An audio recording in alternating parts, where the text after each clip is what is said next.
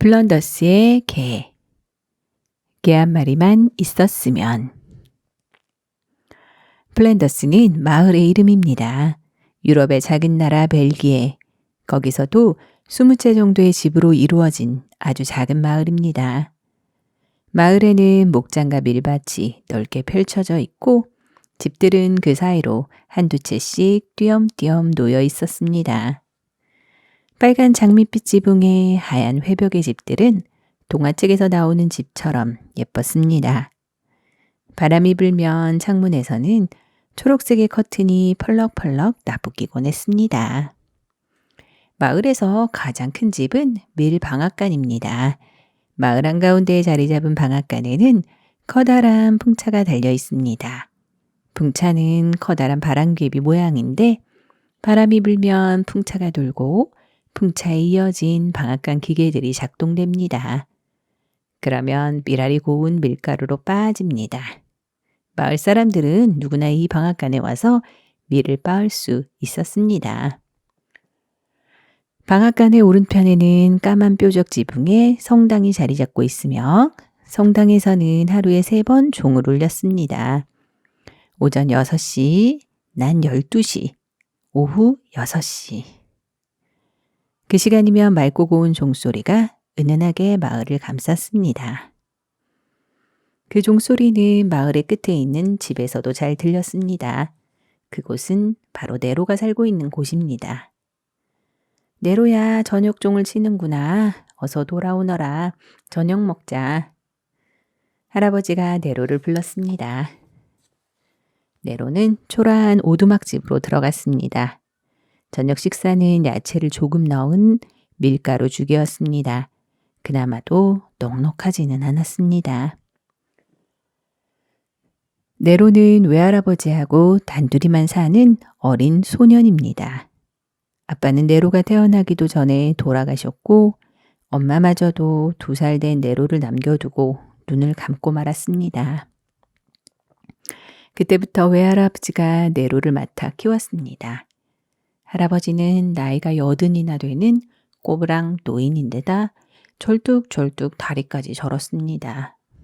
그래서 할아버지는 돈을 제대로 벌 수가 없었고 두 식구는 늘 가난하게 지내야만 했습니다. 할아버지의 일은 우유를 배달하는 것입니다. 어떤 때는 할아버지가 몸이 아파서 여러 날 동안 우유 배달을 하지 못하곤 했습니다. 그러면 빵 한 조각 살 돈이 없어서 쫄쫄 굶기도 했습니다. 어린 네로는 배가 고팠지만 먹을 것을 달라고 보채지 않았습니다. 어서 빨리 할아버지의 병이 낫기만을 기도했습니다. 우리도 개가 한 마리 있으면 좋을 텐데. 네로가 중얼거렸습니다. 개만 있다면 할아버지가 편히 일을 할 수 있기 때문입니다. 플랜더스는 예로부터 개로 유명했습니다. 플런데스의 개들은 덩치가 크고 힘이 세서 짐을 가득 실은 수레도 너끈히 끌 수 있었기 때문입니다. 하지만 네로의 바람은 쉽게 이루어질 수 없는 것이었습니다. 먹고 살기에도 힘든 형편이어서 도저히 플랜더스의 개를 살 수가 없었기 때문입니다. 바람이 불어왔습니다. 너른 밀밭의 밀들이 와사사 하며 푸르게 물결쳤습니다. 네로는 아침을 먹고 할아버지와 함께 숲으로 향했습니다. 빨갛게 익은 산딸기를 따려고 작은 바구니를 옆구리에 끼고 있었습니다. 오, 플란드스의 개다. 할아버지, 어서 여기 좀 와보세요. 앞장서서 가던 네로가 큰 소리로 외쳤습니다. 숲으로 가는 길에 개 한 마리가 쓰러져 있었습니다. 쯔쯔, 죽었나 보구나. 뒤따라오던 할아버지가 가엾다는 듯이 혀를 찼습니다. 개 콧구멍 속으로 개미가 들랑거렸습니다. 그러나 개는 꿈쩍도 하지 않았습니다. 물에 흠씬 젖은 듯한 털은 나뭇가지 사이로 내비치는 햇볕에 거의 말라가고 있었습니다. 이 개는 벌써 오래전부터 이렇게 버려져 있던 것이었습니다. 죽지는 않았나 봐요. 그냥 쓰러져 있는 거예요. 네로는 왠지 그 개가 살아있을 것만 같았습니다. 그래서 그 곁에 쭈그려 앉았습니다. 할아버지도 네로 곁에 앉아 조심스럽게 개에게 손을 댔습니다. 어디 보자. 이런 상처가 심하구나. 다행히 아직 죽지는 않았어. 할아버지, 이 개를 데려가요. 그러자꾸나. 끙차. 할아버지는 개를 등에 업었습니다. 할아버지, 잘 보살펴주면 살아나겠죠? 그러면 우리가 길러요. 할아버지 뒤를 따르며 네로가 말했습니다. 글쎄다. 그렇게 하면 우리 네로가 먹을 게 줄어들 텐데 그래도 괜찮겠니? 개만 있으면 배고픈 것쯤이야 괜찮아요. 저는 정말로 개가 갖고 싶거든요. 그리고 개가 있으면 이제 혼자서도 딸기를 따올 수 있어요. 할아버지가 뒤돌아보았습니다. 네로를 기특하게 여기는 흐뭇함이 얼굴에 그득했습니다.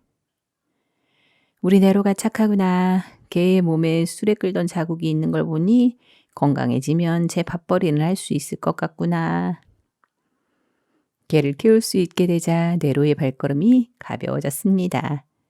밀밭에서 하늘로 곧장 날아오는 종달새처럼 당장이라도 하늘로 붕 날아오를 듯 했습니다.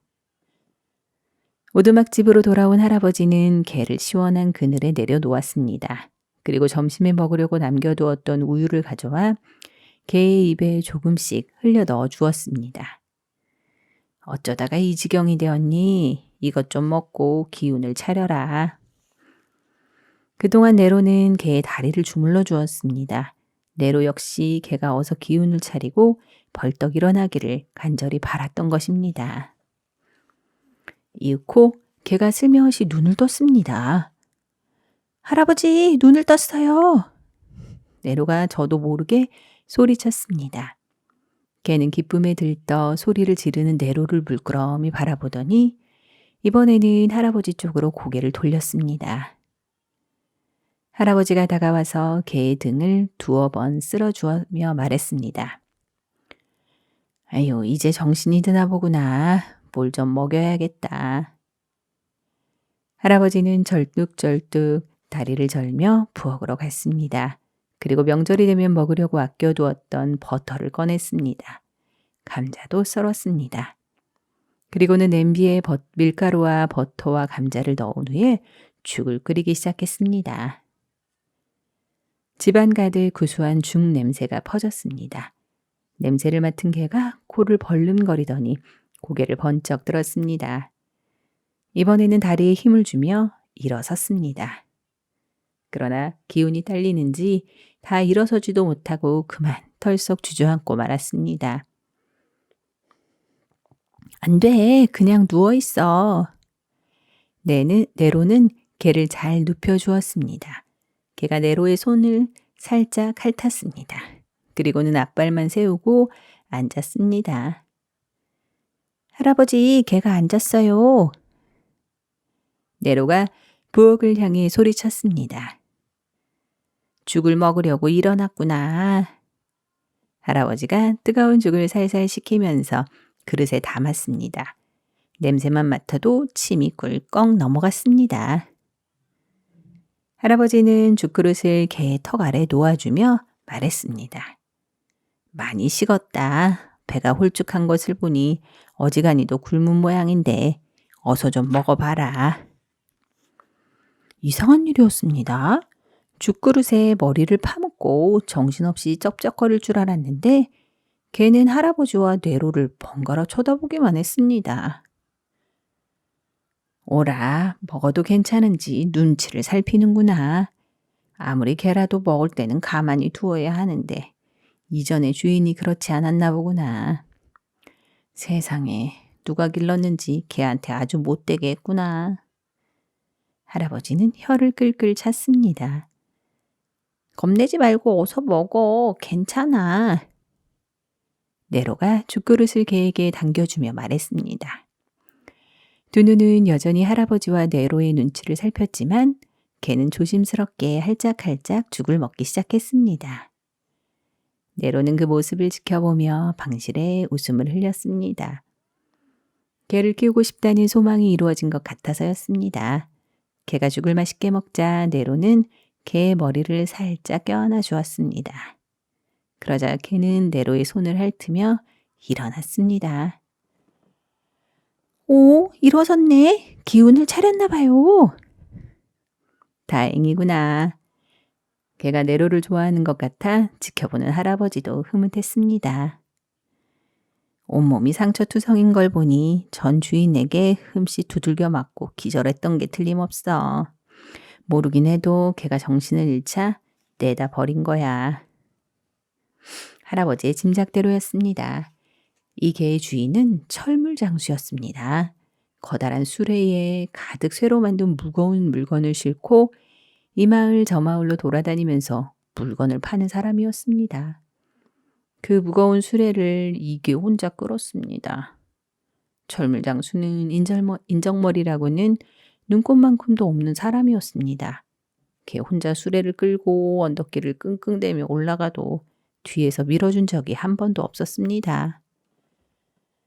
음식점에 쉬어갈 때도 마찬가지였습니다. 자기는 시원한 맥주에 소고기 한 줄을 먹었지만 개에게는 물 한 모금 주지도 않았습니다. 그러고도 지치고 목마른 개가 힘에 부쳐 수레를 끌지 못하면 사정없이 때렸습니다. 이 개는 아주 튼튼한 개였습니다. 그러나 고약한 철물장수와 함께 다니게 되면서부터는 제 아무리 억센 개라도 배겨낼 수가 없었습니다. 마침내 개는 정신을 잃고 쓰러졌습니다. 철물장수는 개가 꾀병을 부린다며 참나무 몽둥이로 심하게 때렸습니다. 그러나 아무리 매질을 해도 개가 일어나지 않자 죽었다고 생각한 철물장수는 개를 질질 끌고 가 숲속에 버렸던 겁니다. 주인이 버린 개라면 우리가 키워요. 네로는 간절한 눈빛으로 할아버지를 쳐다보며 말했습니다. 그러자꾸나. 먹을 음식은 넉넉하지 않지만 우리가 잘 길러주면 녀석도 좋아할 거야. 네로는 개의 목을 끌어안고 볼을 비볐습니다.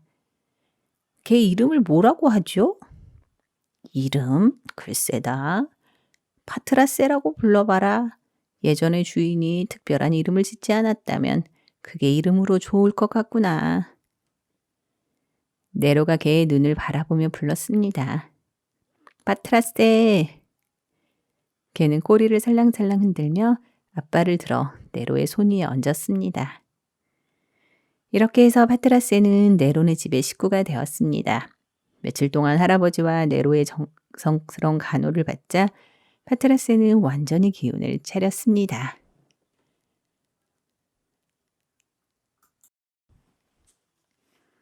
우유 배달부 파트라세. 아침 일찍 네로는 조그만 언덕으로 올라갔습니다.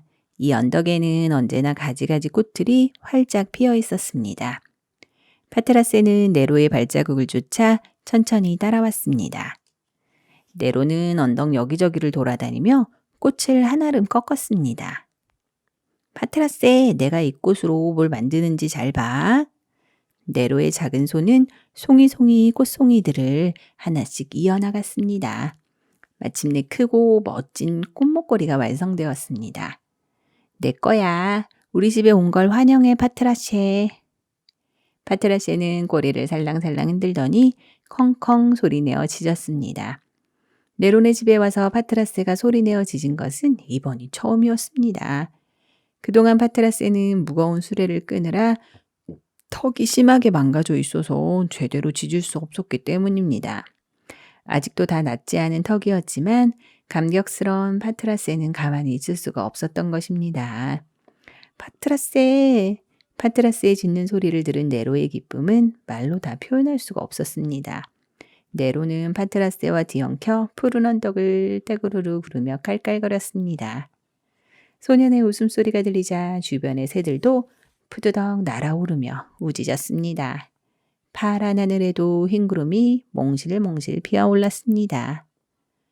네로와 파트라세는 나란히 걸어서 집으로 돌아왔습니다.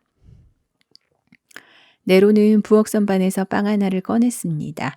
두 쪽으로 나누어 한쪽은 파트라스에게 주고 나머지는 자기가 먹었습니다. 파트라스는 눈 깜짝할 사이에 제 몫을 다 먹어치웠습니다. 네로는 조금 남은 자신의 빵을 파트라스 입에 넣어주었습니다. 파트라스는 영리한 개였습니다.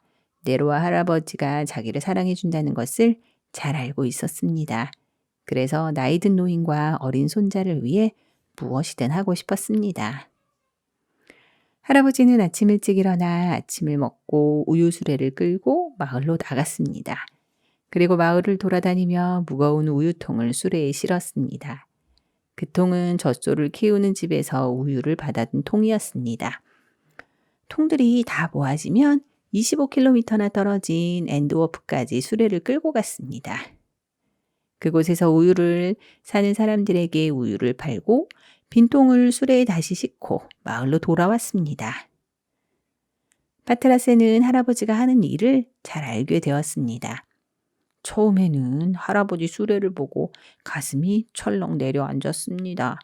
철물장수에게 맞으면서 무거운 수레를 끌던 기억이 떠올라서였습니다.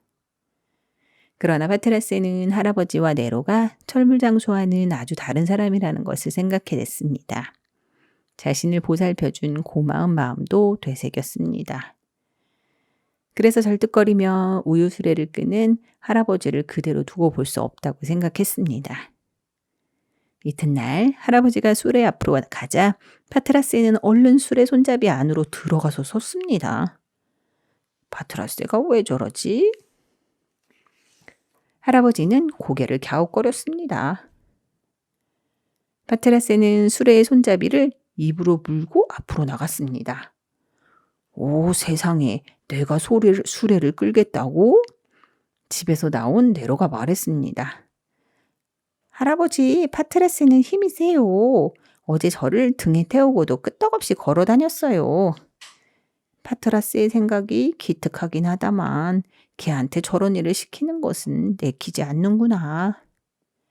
그렇지만 파트라스는 가만히 있지 않았습니다. 멍멍, 멍멍멍.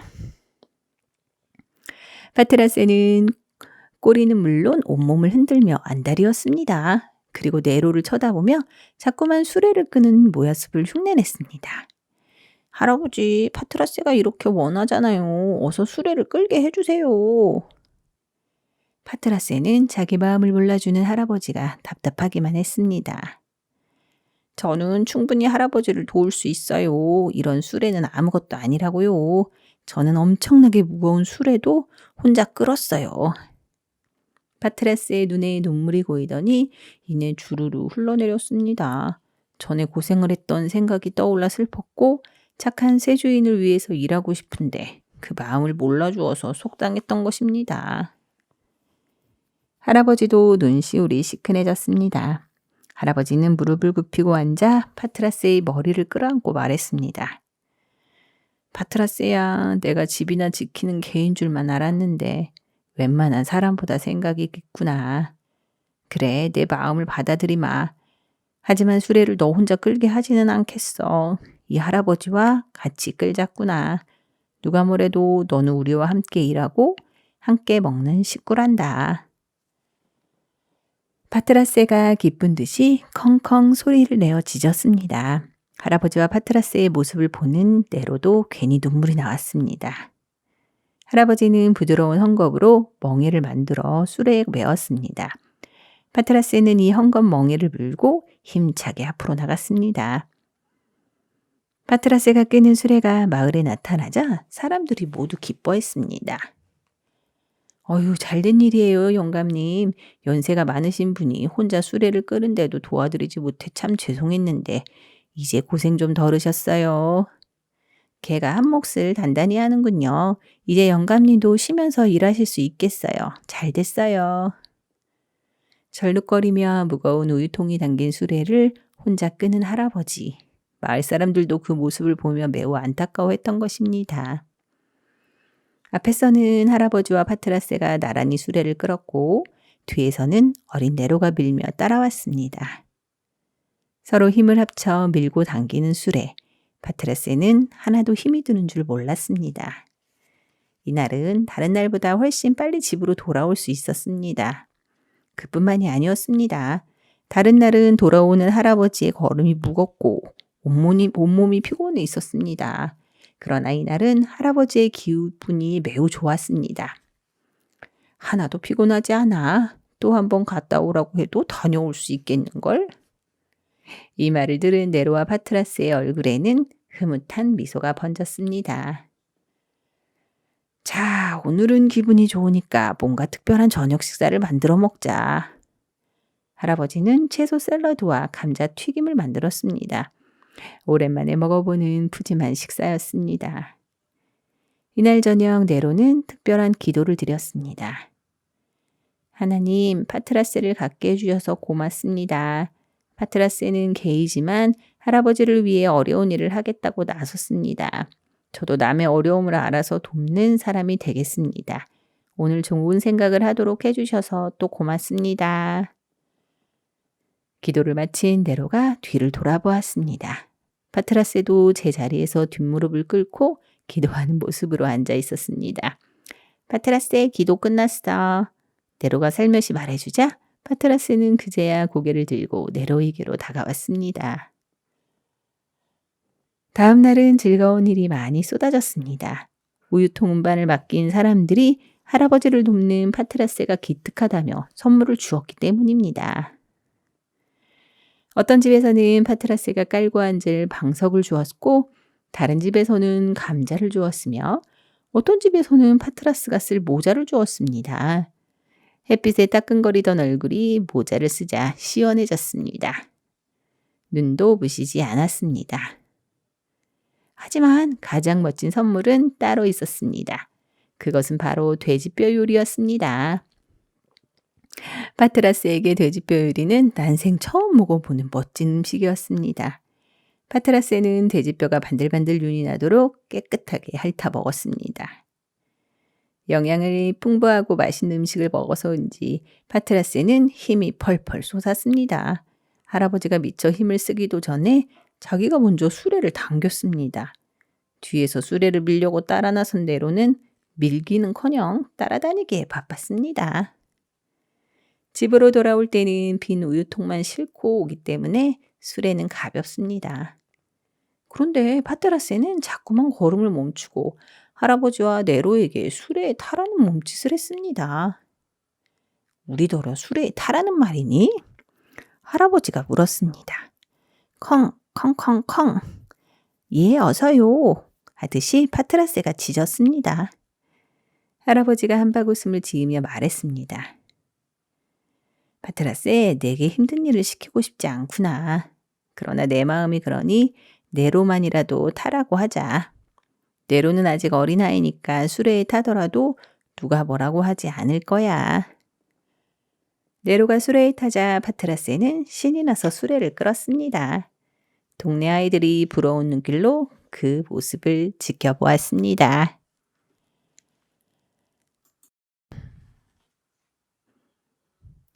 네로가 가장 보고 싶은 것. 하루, 이틀, 사흘. 행복한 우유 배달 날들이 흘렀습니다. 네로는 이제 6살이 되었습니다. 네로가 점점 자라는 것과 반대로 할아버지는 점점 더 쇠약해졌습니다. 이제는 혼자 제대로 걸을 수도 없을 정도로 많이 아팠습니다. 할아버지, 집에서 쉬세요. 저하고 파트라세가 우유를 배달하겠어요. 우리 둘이서도 잘할 수 있어요. 어느 집에서 우유통을 가져오고 돈을 얼마를 받아야 하는지 저도 다 알아요. 대신 일을 나서겠다는 네로를 바라보는 할아버지의 눈빛은 쓸쓸했습니다. 정말 잘할 수 있겠니? 그럼요, 걱정하지 마세요. 네로는 할아버지를 안심시켜드리고 파트라세와 함께 마을로 갔습니다. 마을 사람들도 네로를 걱정했습니다. 그러나 네로가 정확하게 배달해주고 실수 없이 돈을 건네자 마을 사람들은 네로의 등을 두드리며 기특하다고 칭찬을 아끼지 않았습니다. 집으로 돌아온 네로는 마을에서 있었던 일들을 모두 할아버지에게 이야기했습니다. 할아버지는 네로의 머리를 쓰다듬으며 말했습니다. 이제는 안심할 수 있겠구나. 이게 오늘 배달싹으로 받은 돈이에요. 네로가 내미는 돈을 할아버지는 떨리는 손으로 받았습니다. 그리고 동전 하나를 네로에게 주며 쓰고 싶은 곳에 쓰라고 하였습니다. 그날 저녁 네로는 이 돈을 어디에 쓸까 곰곰이 생각해 보았습니다. 다음날 우유 배달을 끝낸 네로는 방울 파는 가게로 갔습니다. 그곳에서 파트라스의 목에 달 작을 방울을 샀습니다. 네로는 세상에 태어나서 처음 번 돈을 자기가 사랑하는 파트라세를 위해 쓴 것입니다. 파트라세가 걷자 딸랑딸랑 방울 소리가 났습니다. 그 소리는 수레를 끄는 네로와 파트라스에게 힘을 북돋아 주었습니다. 기분도 밝게 만들었습니다. 어느 날 네로는 앤트워프의 빵집 주인과 이야기를 나누게 되었습니다. 저 성당의 그림을 본 적이 있니? 빵집 주인은 높은 십자가가 달린 커다란 성당을 가리키며 물었습니다. 아니요, 저는 우리 마을의 성당에만 다녔어요. 그거 참 안 됐구나. 저 성당에는 루벤스라는 아주 유명한 화가가 그린 그림이 있는데. 네로는 빵집 주인이 해준 말이 이상하게도 잊혀지지가 않았습니다. 그래서 집으로 돌아오자마자 할아버지에게 루벤스가 누구인지 물었습니다. 루벤스는 앤트워프가 낳은 위대한 화가란다. 사실 앤트워프가 사람들에게 알려진 것도 루벤스가 태어난 곳이어서 그런 거지. 그 성당 안에는 루벤스의 그림도 있고 루벤스의 무덤도 있단다. 그 그림을 보셨어요? 할아버지는 고개를 저었습니다. 그림을 보려면 은돈을 내야만 한단다. 하지만 내가 그림을 못 본 건 돈이 없어서만은 아니란다. 네로는 궁금함이 가득 찬 얼굴로 할아버지를 보았습니다. 나는 돈을 내면서까지 그 그림을 보고 싶지 않았단다. 이 할애비 생각으로는 훌륭한 루벤스도 그림을 그리면서 돈을 받고 보여주려는 마음 따위는 없었을 것 같구나. 네로는 저녁 내내 성당에 있는 루벤스 그림에 대해서 생각했습니다. 어떤 그림일까? 얼마나 잘 그린 그림이기에 돈을 받고 보여주는 것일까? 네로의 머릿속에는 그림에 대한 생각이 떠나지 않았습니다. 그래서 우유 배달을 마친 네로는 집으로 가지 않고 성당으로 향했습니다. 파트라스에게 밖에서 기다리라고 해놓고 혼자서 크고 무거운 성당 문을 열고 안으로 들어갔습니다. 파트라스는 성당 앞에서 네로를 기다렸습니다. 네로는 어떤 날은 30분, 어떤 날은 1시간도 더 넘게 있다가 나왔습니다. 그러나 그때마다 네로의 표정은 늘 어두웠습니다. 웃음을 잃은 네로의 얼굴은 집으로 돌아가서도 마찬가지였습니다. 네로야, 그림은 우리와는 아무 상관도 없어. 그런 생각은 하지 말고 어떻게 해서든 돈을 모아 땅을 살 생각이나 해라. 그래야 농사를 지어 먹고 살 것 아니겠니? 할아버지는 네로를 타일렀습니다. 그러나 네로는 할아버지의 이야기를 귀 기울여 듣는 것 같지 않았습니다. 성당 안에서 네로가 머무르는 시간은 점점 길어졌습니다. 어느 날 네로는 성당 문을 닫을 시간이 다 되어서야 힘없는 걸음으로 나왔습니다. 네로를 본 파트라세가 멍멍 짖었습니다. 네로는 그 소리에 정신이 번쩍 들었습니다. 아, 파트라세 미안해. 이런 너무 늦었네. 빨리 가자. 할아버지가 기다리시겠다. 네로가 앞장서서 뛰었습니다. 많이 늦었구나. 오늘도 성당에 갔었니? 할아버지의 물음에 네로가 고개를 끄덕이며 말했습니다. 오늘은 꼭 그림을 보려고 늦게까지 사정을 했어요. 하지만 소용이 없었어요. 할아버지는 네로를 말릴 수가 없다는 것을 알았습니다. 하지만 네로의 소원은 쉽게 이루어지지 않는다는 걸 알고 있었습니다. 할아버지도 깊은 한숨만 내쉴 뿐 더 이상 아무런 말도 하지 않았습니다. 그 후로 네로는 할아버지 앞에서는 다시는 그림 이야기를 꺼내지 않았습니다. 그러나 그림을 보고 싶은 마음은 날마다 한 뼘씩 자라 그 높은 성당 십자가를 덮고도 남을 만큼 솟아올랐습니다. 한 번만, 딱 한 번만이라도 보고 싶어.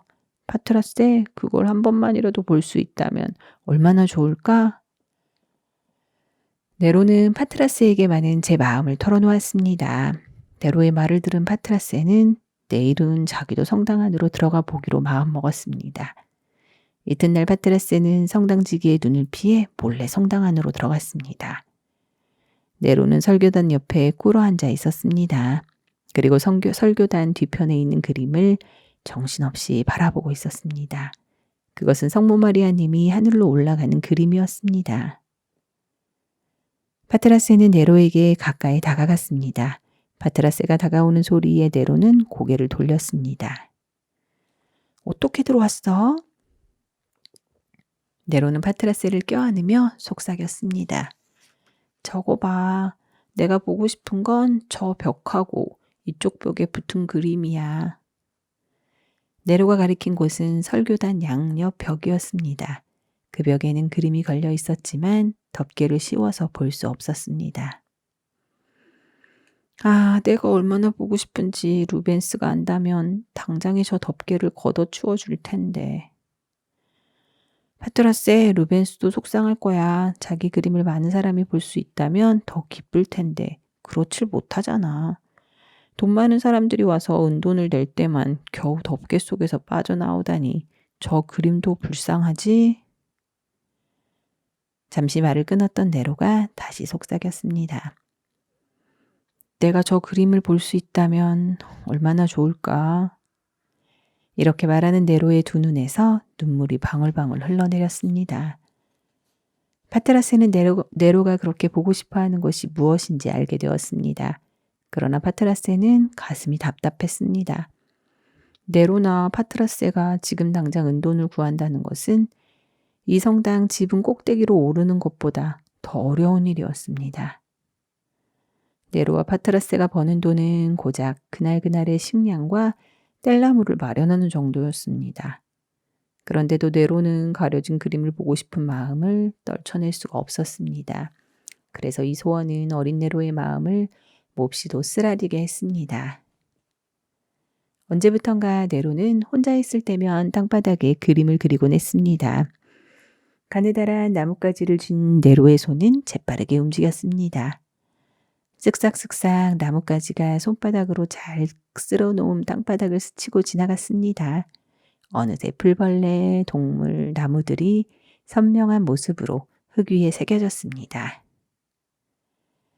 해님이 하늘 가득 붉은 노을을 남기며 서산으로 지고 있었습니다.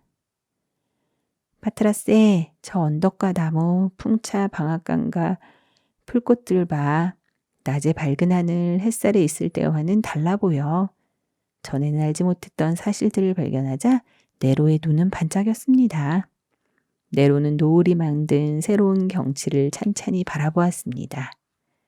이러한 네로의 모습은 꼭 어린 예술가의 모습이었습니다. 네로는 타고난 화가였습니다. 누구에게 그림을 배우기는커녕 그림 자체도 거의 본 적이 없었습니다. 그런데도 그림에 푹 빠져서 자기 스스로 그림을 그렸습니다. 남들은 그냥 스치고 지나가는 물건들도 유심히 봐두었습니다. 그러나 어린 네로의 재능을 알아봐주는 사람은 한 사람도 없었습니다.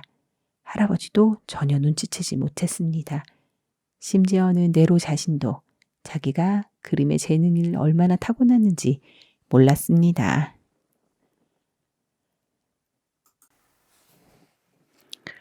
두 친구. 마을에서 가장 큰 집, 풍차 방앗간은 코제트 씨가 주인입니다. 방앗간은 마을 사람이라면 누구나 이용하는 곳입니다. 그런데 마을에는 코제츠 씨의 방앗간밖에 없었습니다.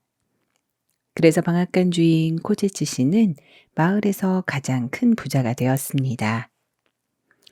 코제츠 씨에게는 네로 또래의 알로아라는 귀엽고 사랑스러운 딸이 있었습니다. 알로아의 검은 눈동자를 보면 누구나 알로아가 착하고 바른 아이라는 것을 알 수 있었습니다.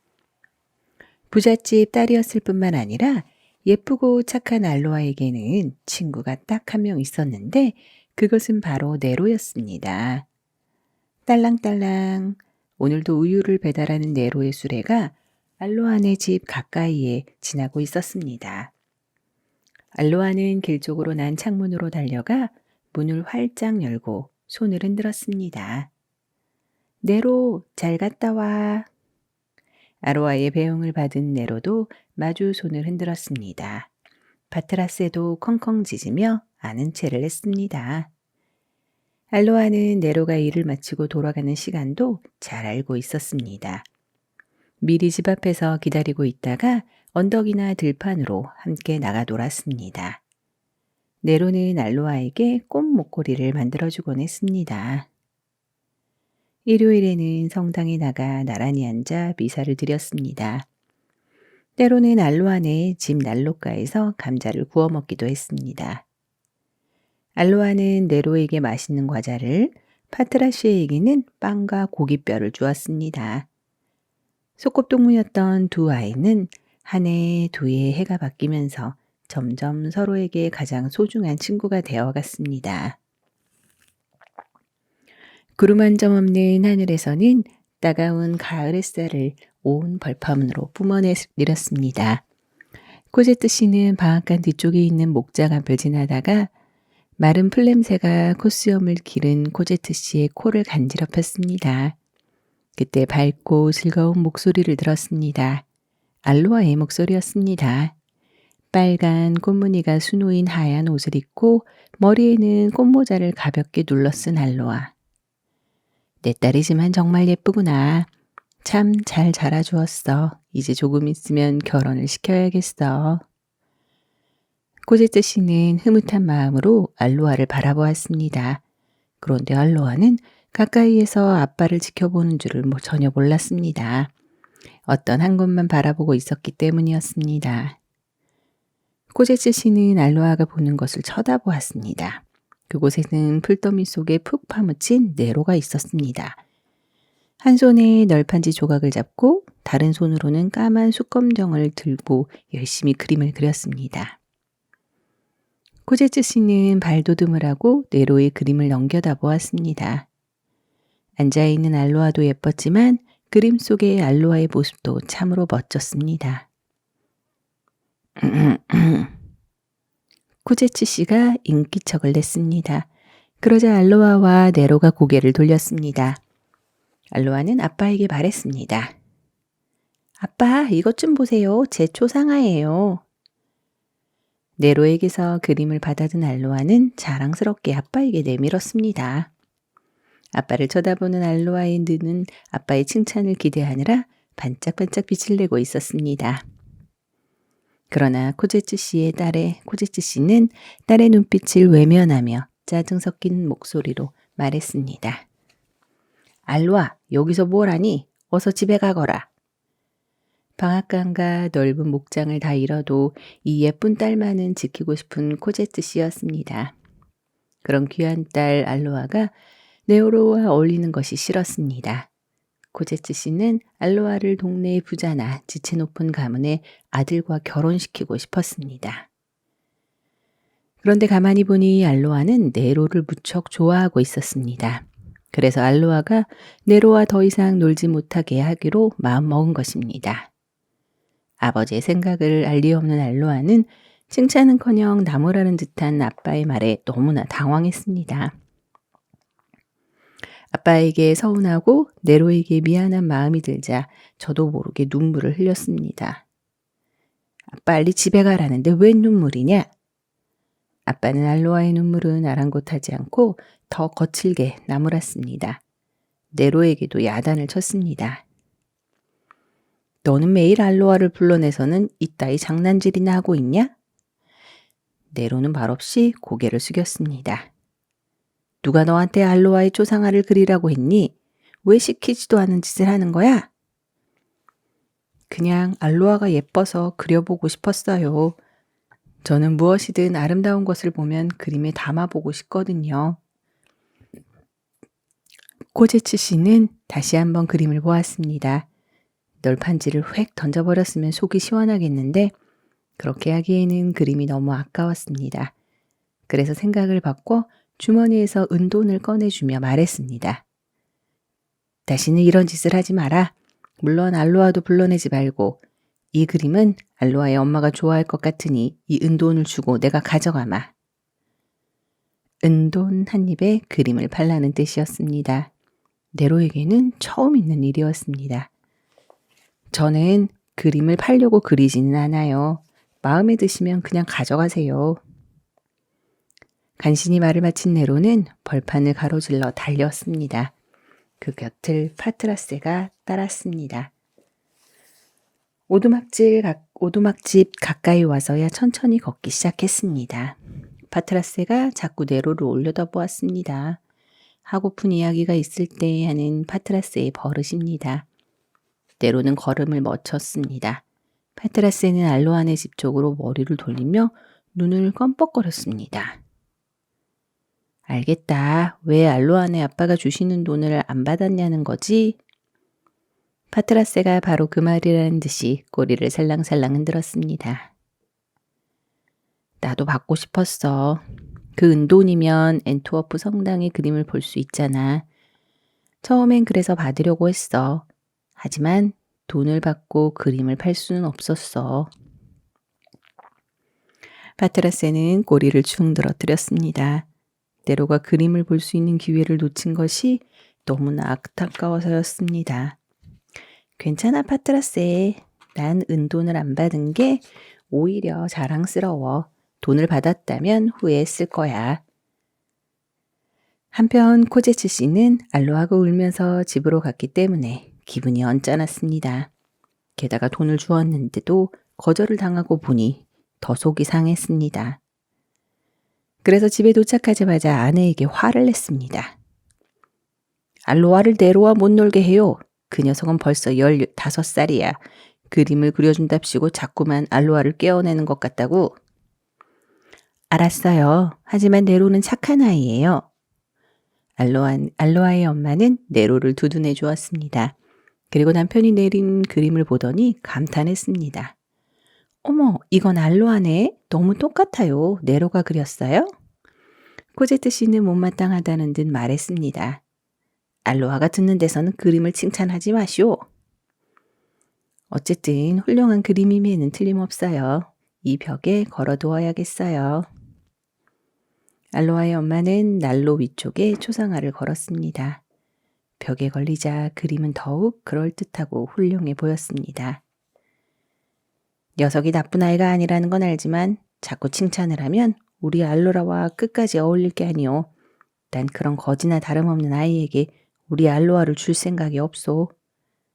아무튼 나는 그림값으로 은돈을 주려고 했으나 저건 거저 빼앗아 온 것이 아니오. 돈을 주었다고요? 고맙다고 받던가요?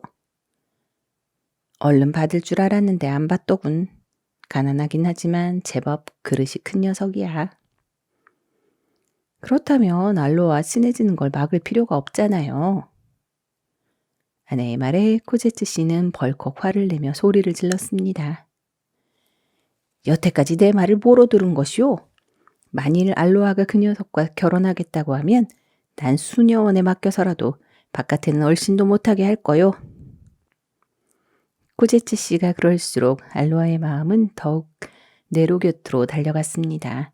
그래서 아버지 몰래 네로를 만나러 가곤 했습니다. 그때마다 네로는 알로아를 달래서 빨리 집으로 돌아가게 했습니다. 알로아가 돌아간 뒤면 네로는 곰곰이 생각에 잠겼습니다. 내가 가난해서 그런 거야. 내가 부잣집 아이였다면 알로아네 아빠는 나더러 알로아와 친하게 지내라고 했을 거야. 훌륭한 화가가 되어야지. 그러면 알로아네 아빠도 날 인정하고 알로아를 만나라고 하실 거야. 그래, 난 꼭 훌륭한 화가가 될 거야. 쓸쓸한 마음은 여전했지만 이렇게 결심을 하고 나니 기운이 한결 나아졌습니다. 코제츠 씨는 알로아가 여전히 네로를 만나러 가곤 한다는 것을 알았습니다. 그래서 네로가 지나갈 때면 둘이서 인사를 나누는 창문에 못질을 해버렸습니다. 뿐만 아니었습니다. 알로아의 생일날 동네 아이들 모두 초대했지만 네로만은 쏙 빼놓았습니다. 알로아의 생일 잔치가 무르익은 저녁 시간이었습니다. 네로의 발걸음은 자기도 모르게 알로아네 집 쪽으로 향했습니다. 커다란 풍차집은 방방마다 환하게 불이 켜져 있었습니다. 음악 소리도 불빛을 따라서 거리로 흘러나왔습니다. 네로의 뺨 위로 뜨거운 눈물이 주르르 흘렀습니다.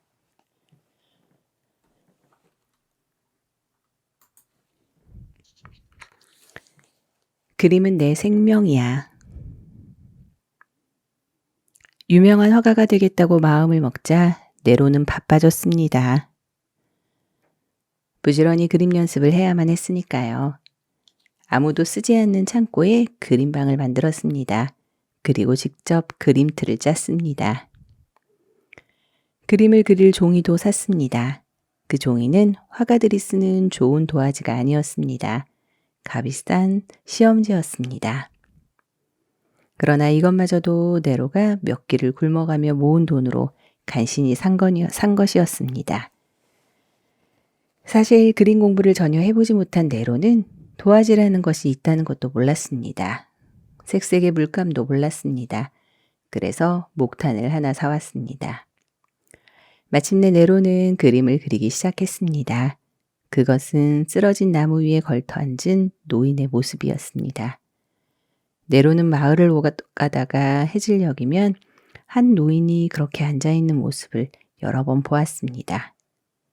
왜 그 노인을 그리는지 네로 자신도 몰랐습니다. 그 노인을 감싸고 있는 쓸쓸한 분위기 때문인지도 몰랐습니다. 그림 공부를 해본 적이 없는 네로였지만 놀랍게도 네로의 그림 속에는 모든 것이 잘 표현되어 있었습니다. 노인의 모습에는 오랜 세월을 두고 겪은 수많은 고생의 흔적이 짙게 배어 있었습니다. 멀리서부터 어둠이 깔려오는 저녁 풍경과 쓰러진 나무 둥치는 그런 노인의 피곤함을 더할 나위 없이 잘 드러내게 해주는 배경이었습니다. 구석구석 그림을 뜯어보면 덜어 서툰 곳도 있었습니다. 그러나 전체적으로 보면 그림은 마치 한편의 훌륭한 시처럼 피곤함과 쓸쓸함을 잘 말해주고 있었습니다. 봄부터 겨울까지 네로는 온 정성을 다하여 이 그림 한 장에 매달렸습니다. 네로가 이 그림에 이렇듯 열정적인 데는 까닭이 있었습니다. 이 그림을 해마다 열리는 엔트워프 소년 미술대회에 내려는 것이었습니다. 엔트워프 소년 미술대회는 아주 큰 대회였습니다. 이 대회에는 미술에 재능이 있는 소년들을 일찍 발견하여 특별한 공부를 시켜 위대한 화가로 만들려는 뜻이 있었습니다. 그래서 18살 이하의 소년이면 누구나 그림을 낼 수 있었습니다. 무엇을 그린 것이든 괜찮았습니다. 목탄이든 물감이든 무엇으로 그린 것이든 상관하지 않았습니다. 유명한 세 사람의 심사위원이 심사를 했습니다. 뽑힌 그림은 200프랑이나 되는 상금을 받았습니다. 상금도 상금이지만 훌륭한 미술 교육을 받게 되니 화가로서의 길이 활짝 열리는 셈이었습니다. 네로는 할아버지와 알로아에게 자신의 꿈과 계획을 알려주고 싶었습니다. 그러나 네로는 꾹 눌러 참았습니다. 이루어지지도 않을지도 모르는데 먼저 자랑하는 것 같아서였습니다. 하지만 자신의 마음속에서만은 숨겨둘 수 없었습니다. 그래서 파트라스에게만 살짝 털어놓았습니다. 그림은 생명이야. 내가 죽느냐 사느냐 하는 건 그림에 달렸어. 만일 루벤스가 살아서 그림을 심사한다면 내 그림을 뽑아줄 텐데 난 성당 안에 성모 마리아 그림을 보고 공부를 했으니까. 참, 루벤스는 나처럼 개를 좋아하는 사람이었대. 개를 좋아하는 사람치고 착하지 않은 사람은 없대잖아. 실제로 루벤스의 그림 중에는 플랜더스 지방의 개를 그린 그림이 많습니다. 그 중에서도 수레를 끄는 플랜더스의 개와 그 옆을 걷는 소년의 모습을 그린 그림은 많은 사람에게 이미 알려져 있었습니다. 그림을 내는 날은 마지막 12월 1일이었습니다.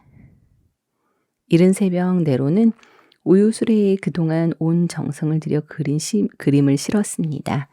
그러자 우유통만 싣고 다닐 때와는 전혀 다른 느낌이 들었습니다. 겨울의 새벽 추위가 온몸을 감쌌습니다. 길은 꽁꽁 얼어붙었습니다. 그 길을 양말조차 신지 않은 네로가 남학신을 신고 터벅터벅 걸었습니다. 네로가 입고 있는 것은 해진 얇은 옷이었습니다. 그런데도 네로는 추위를 느낄 수가 없었습니다. 그림이 붙을 수도 있다는 희망과 떨어지면 어떻게 하나 하는 불안에 함께 뒤섞여서 가슴이 두근거렸기 때문입니다. 엔드워프까지 우유 배달을 끝냈습니다. 이제 남은 일은 그림을 내러 공회당으로 가는 길이었습니다. 두근거리는 가슴을 안고 공회당으로 갔습니다. 그림을 들고 커다란 문을 열었습니다. 그림을 내고 나오는 네로의 얼굴은 창백했습니다. 막상 그림을 내고 나니 온갖 불안이 몰려왔기 때문입니다. 내 것은 너무 형편이 없어서 심사위원의 눈에 띄지 않을지도 몰라. 그래, 나 같은 가난뱅이가 그림을 그린다는 것부터 주제넘는 짓이야. 감히 훌륭한 화가들을 놀라게 해보겠다고 했으니. 어깨가 축 처진 채 성당 앞을 걸었습니다. 그러다가 루벤스의 동상을 보게 되었습니다. 루벤스의 동상이 이렇게 속삭여주는 것 같았습니다. 네로, 용기를 내. 나도 엔드워프의 이름을 남기기까지는 얼마나 많은 고생을 했는지 몰라. 그렇지만 포기하지 않았어. 다시 용기를 내서 꾸준히 노력했어. 자신감을 잃지 말아라. 네로는 만약 떨어진다고 해도 실망하지 않기로 마음 먹었습니다. 그리고 당선될 때까지 포기하지 않고 끝까지 노력하기로 굳게 다짐했습니다. 겨울날은 짧았습니다. 벌써 어둑어둑해진 길을 걸어 집으로 돌아갔습니다.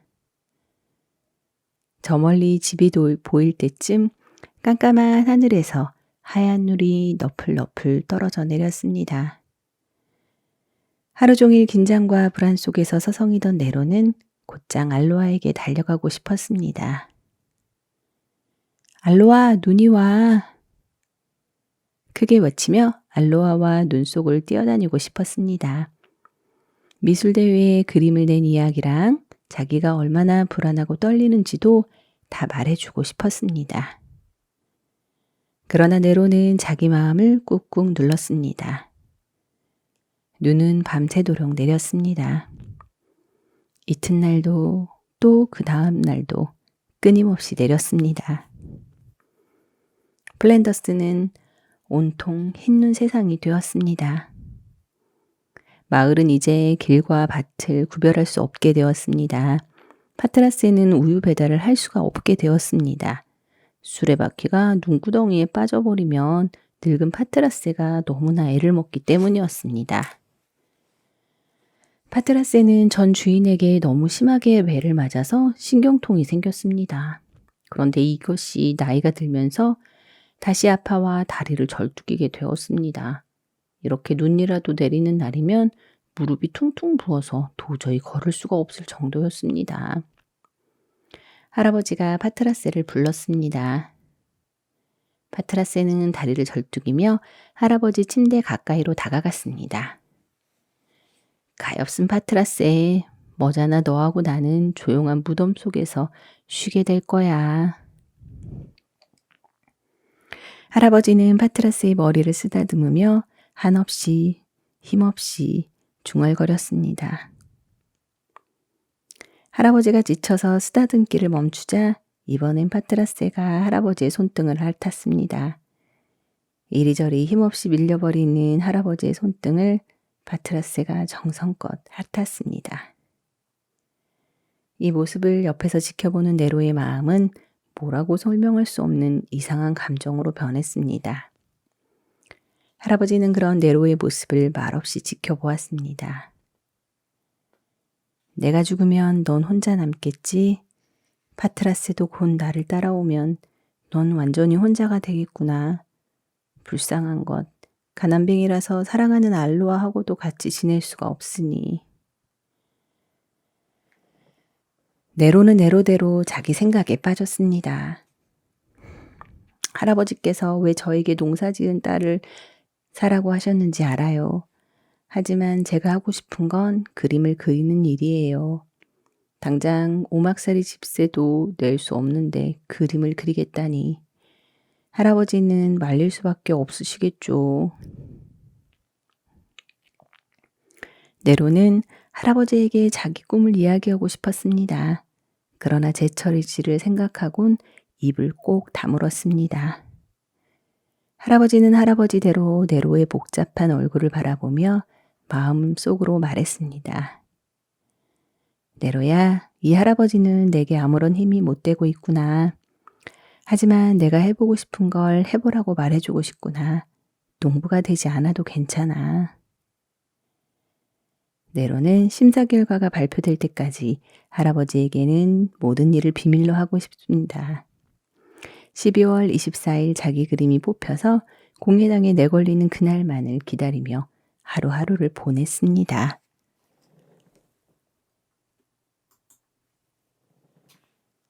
내가 불을 냈지. 겨울 추위는 점점 심해졌습니다. 엔도어프까지 우유 배달을 하고 오는 날 길은 눈 녹은 물이 꽁꽁 얼어 여간 미끄럽지가 않았습니다. 네로는 발끝만 내려다보며 조심조심 한 발씩 내딛었습니다. 그러다가 길 가운데에서 조그만 인형 하나를 발견했습니다. 빨간색과 금빛 옷을 걸친 아름다운 인형이었습니다. 게다가 손에 탬버린까지 들고 있어서 아주 앙증맞았습니다. 뿐만 아니라 이 인형은 어디 하나 찢기거나 더럽혀진 곳도 없었습니다. 파트라세, 이것 봐, 새 인형이야. 알로아를 닮았지? 알로아한테 갖다 줄까? 알로아를 그리워하는 네로의 마음이 심하게 흔들렸습니다. 네로는 오랫동안 알로아를 만나지 못해서 너무나 보고 싶었습니다. 그런 네로의 마음을 누구보다 잘 아는 파트라세는 꼬리를 흔들며 좋아했습니다. 네로는 공중공중 뛰다시피 달려갔습니다. 파트라세의 걸음도 가벼웠습니다. 달그락 달그락 빈수레가 네로 뒤에서 소리를 내며 따라왔습니다. 곧 알로아네 집에 도착했습니다. 어둑어둑한 어둠 속에서도 굳게 잠긴 대문은 네로를 무시하는 듯 거만하게 서 있었습니다. 네로는 알로아의 방을 올려다 보았습니다. 창문에서 불빛이 흘러나왔습니다. 창문 아래로는 방앗간에 붙은 헛간 지붕이 이어져 있었습니다. 네로는 헛간 벽을 타고 지붕 위로 올라갔습니다. 살금살금 창문 쪽으로 다가가 조그만 목소리로 속삭이듯 불렀습니다. 알로아. 방에서 뜨개질을 있던 알로아는 자기를 부르는 소리를 들었습니다. 그 순간 네로일지도 모른다는 생각이 번쩍 들었습니다. 그래서 얼른 창문을 열었습니다. 그곳에는 얼굴 가득 웃음을 담은 네로가 있었습니다. 네로! 알로아가 소리쳤습니다. 쉿! 어서 들어와! 알로아는 너무 반가워서 네로의 손을 잡고 안으로 들어오게 하려고 애썼습니다. 알로아, 들어가려는 게 아니야. 이거 내가 주운 건데 예뻐서 너 주려고 가져왔어. 인형을 본 알로아는 아주 좋아했습니다.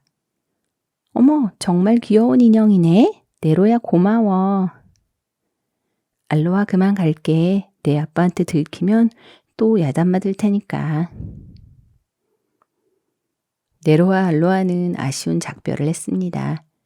네로와 파트라세는 어둠 속으로 멀리 사라졌습니다. 알로아는 창문을 오랫동안 열어둔 채로 그 모습을 지켜보았습니다. 그러나 네로와 알로아가 행복한 시간을 가진 건 잠시뿐이었습니다. 그날 밤 아주 고약한 일이 생겨서 오랫동안 네로를 괴롭혔습니다. 알로아네 방앗간에서 불이 난 것이었습니다.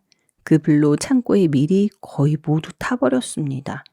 불을 끄러 달려온 사람들은 수군거렸습니다. 에그, 저 아까운 거 저렇게 타버렸으니 코제츠 씨의 손해가 클 거야.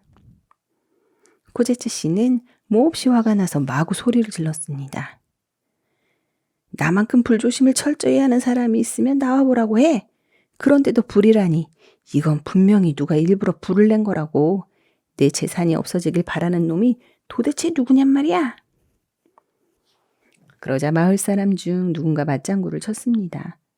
맞아. 그동안 이런 일이 한 번도 없었잖아. 누군가 일부러 그런 거야. 불을 끄려고 온 사람 중에는 네로도 있었습니다. 네로는 누구보다도 열심히 불을 껐습니다. 그런데 코제츠 씨는 다짜고짜 네로에게 와서 큰 소리로 물었습니다. 너 오늘 저녁에 어디서 뭘 했지? 누군가 내 놈이 우리 집 근처에서 서성거리는 걸 보았다던데. 자, 왜 방앗간에 불을 내는지 말해봐. 너야말로 하나님보다 더 잘 알잖아. 불을 낸 사람이 바로 네로라는 뜻이었습니다. 네로는 당황스러웠습니다. 자기가 불을 낸 것은 아니지만 날이 저문 다음 이곳에서 서성거렸던 것은 사실이었기 때문입니다. 여기에 왔긴 했지만 불을 낸 건 제가 아니에요. 네로는 겨우 입을 열었습니다. 그러나 더 이상의 변명은 못하고 고개를 푹 숙인 채 집으로 돌아가 버리고 말았습니다. 코제츠 씨는 만나는 사람마다 붙잡고 이렇게 떠들었습니다. 그놈이 왜 날이 저문 시간에 우리 방앗간 앞에서 서성거렸겠어요? 내가 우리 알로아와 사귀는 것을 반대하니까 녀석이 그걸 복수하려고 했던 것입니다. 아주 못된 놈이라고요. 모두가 착한 네로는 그런 짓을 할 아이가 아니라는 것을 알고 있었습니다. 그러나 네로가 그럴 리가 없다고 말해주는 사람은 아무도 없었습니다. 마을 사람들 대부분은 코제트 씨의 신세를 지고 있었습니다. 그래서 그의 비위를 건드리고 싶지 않았던 것입니다. 그렇지 않더라도 코제트 씨가 마을의 유지이고 부자이다 보니 함부로 코제트 씨의 이야기에 반대할 수가 없었습니다. 이야기는 걷잡을 수 없이 부풀려져 갔습니다. 마침내 마을에는 네로가 앙심을 품고 코제트 씨 방앗간에 일부러 불을 냈다는 소문이 쫙 퍼졌습니다. 그렇게 되자 우유통을 모으러 다니는 네로를 바라보는 사람들의 시선이 곱지 않았습니다. 예전에는 상냥하게 말을 붙여주었던 사람들도 힐끔거리거나 못 본 채 하며 지나갔습니다. 네로는 견딜 수가 없었습니다.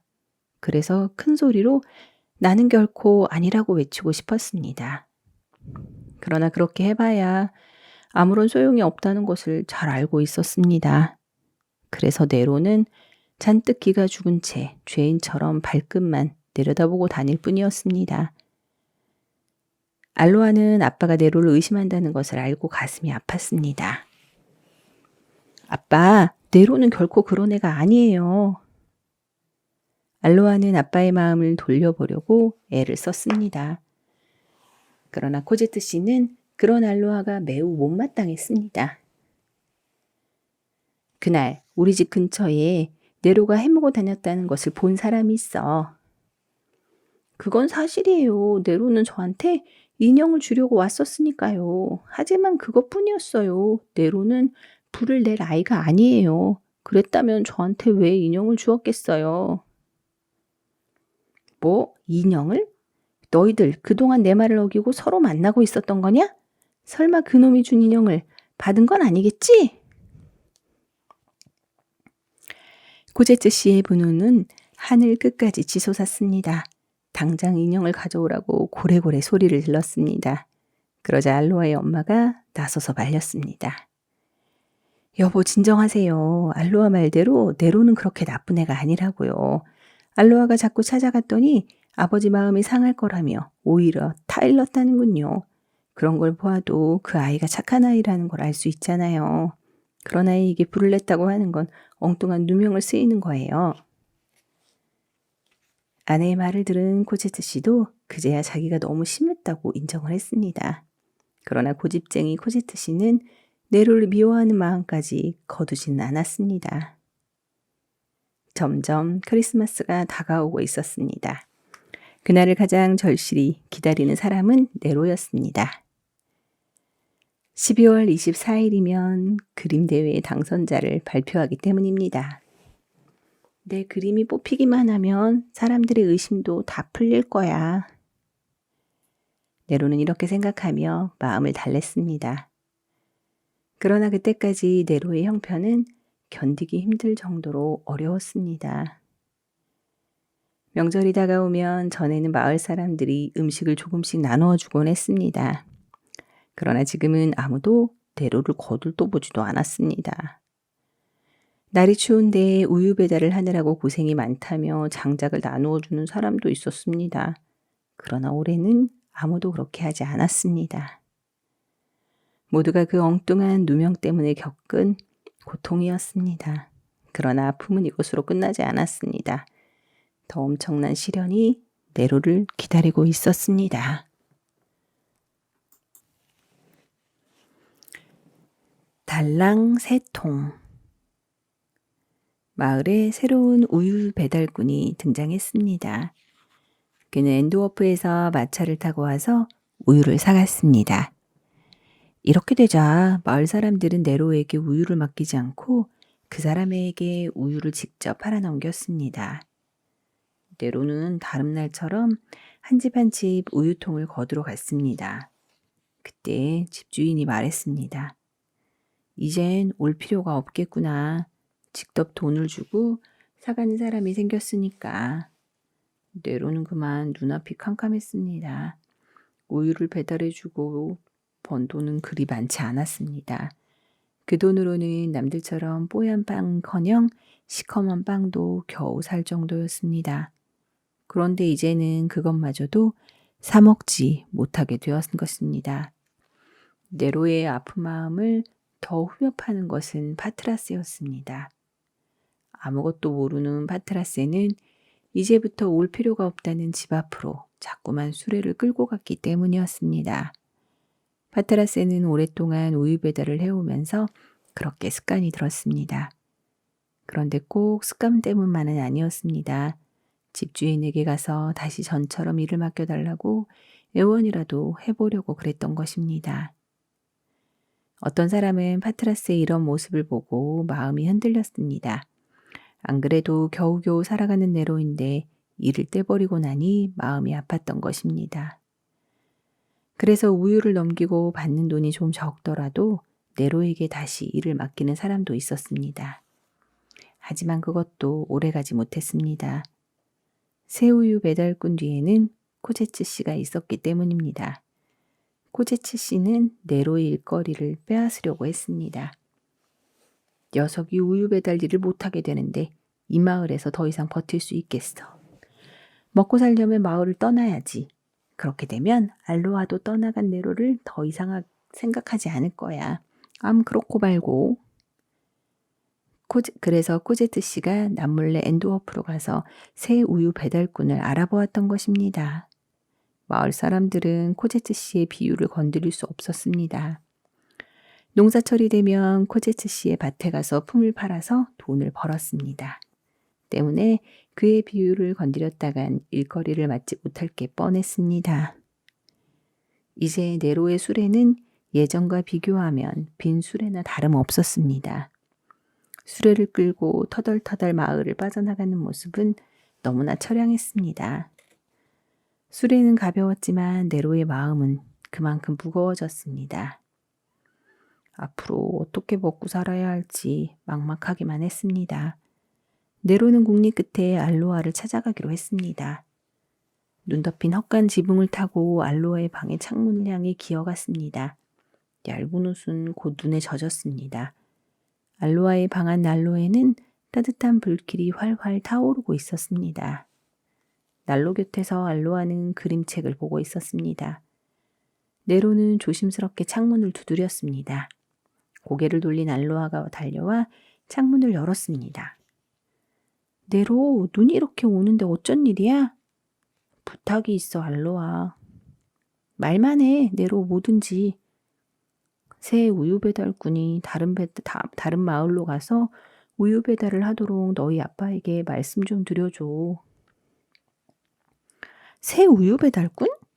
모르고 있었구나. 내 경쟁자가 생겼어. 그가 마차를 끌고 우유 배달을 하는 바람에 마을 사람들이 그에게 일을 맡겼어. 그런데 그 사람은 아빠가 잘 아는 사람이래. 제발 부탁해. 알로아, 그 사람은 마차가 있으니까 더 먼 데서도 배달을 할 수 있잖아. 그러니 다른 마을로 가게 해서 내가 여기서 하던 일을 계속 할 수 있게 해줘. 알았어. 그건 걱정하지 마. 어서 빨리 들어오기나 해. 옷이 벌써 뻣뻣하게 얼어붙었잖아. 아니야, 알로아. 그냥 가야겠어. 꼭 부탁할게.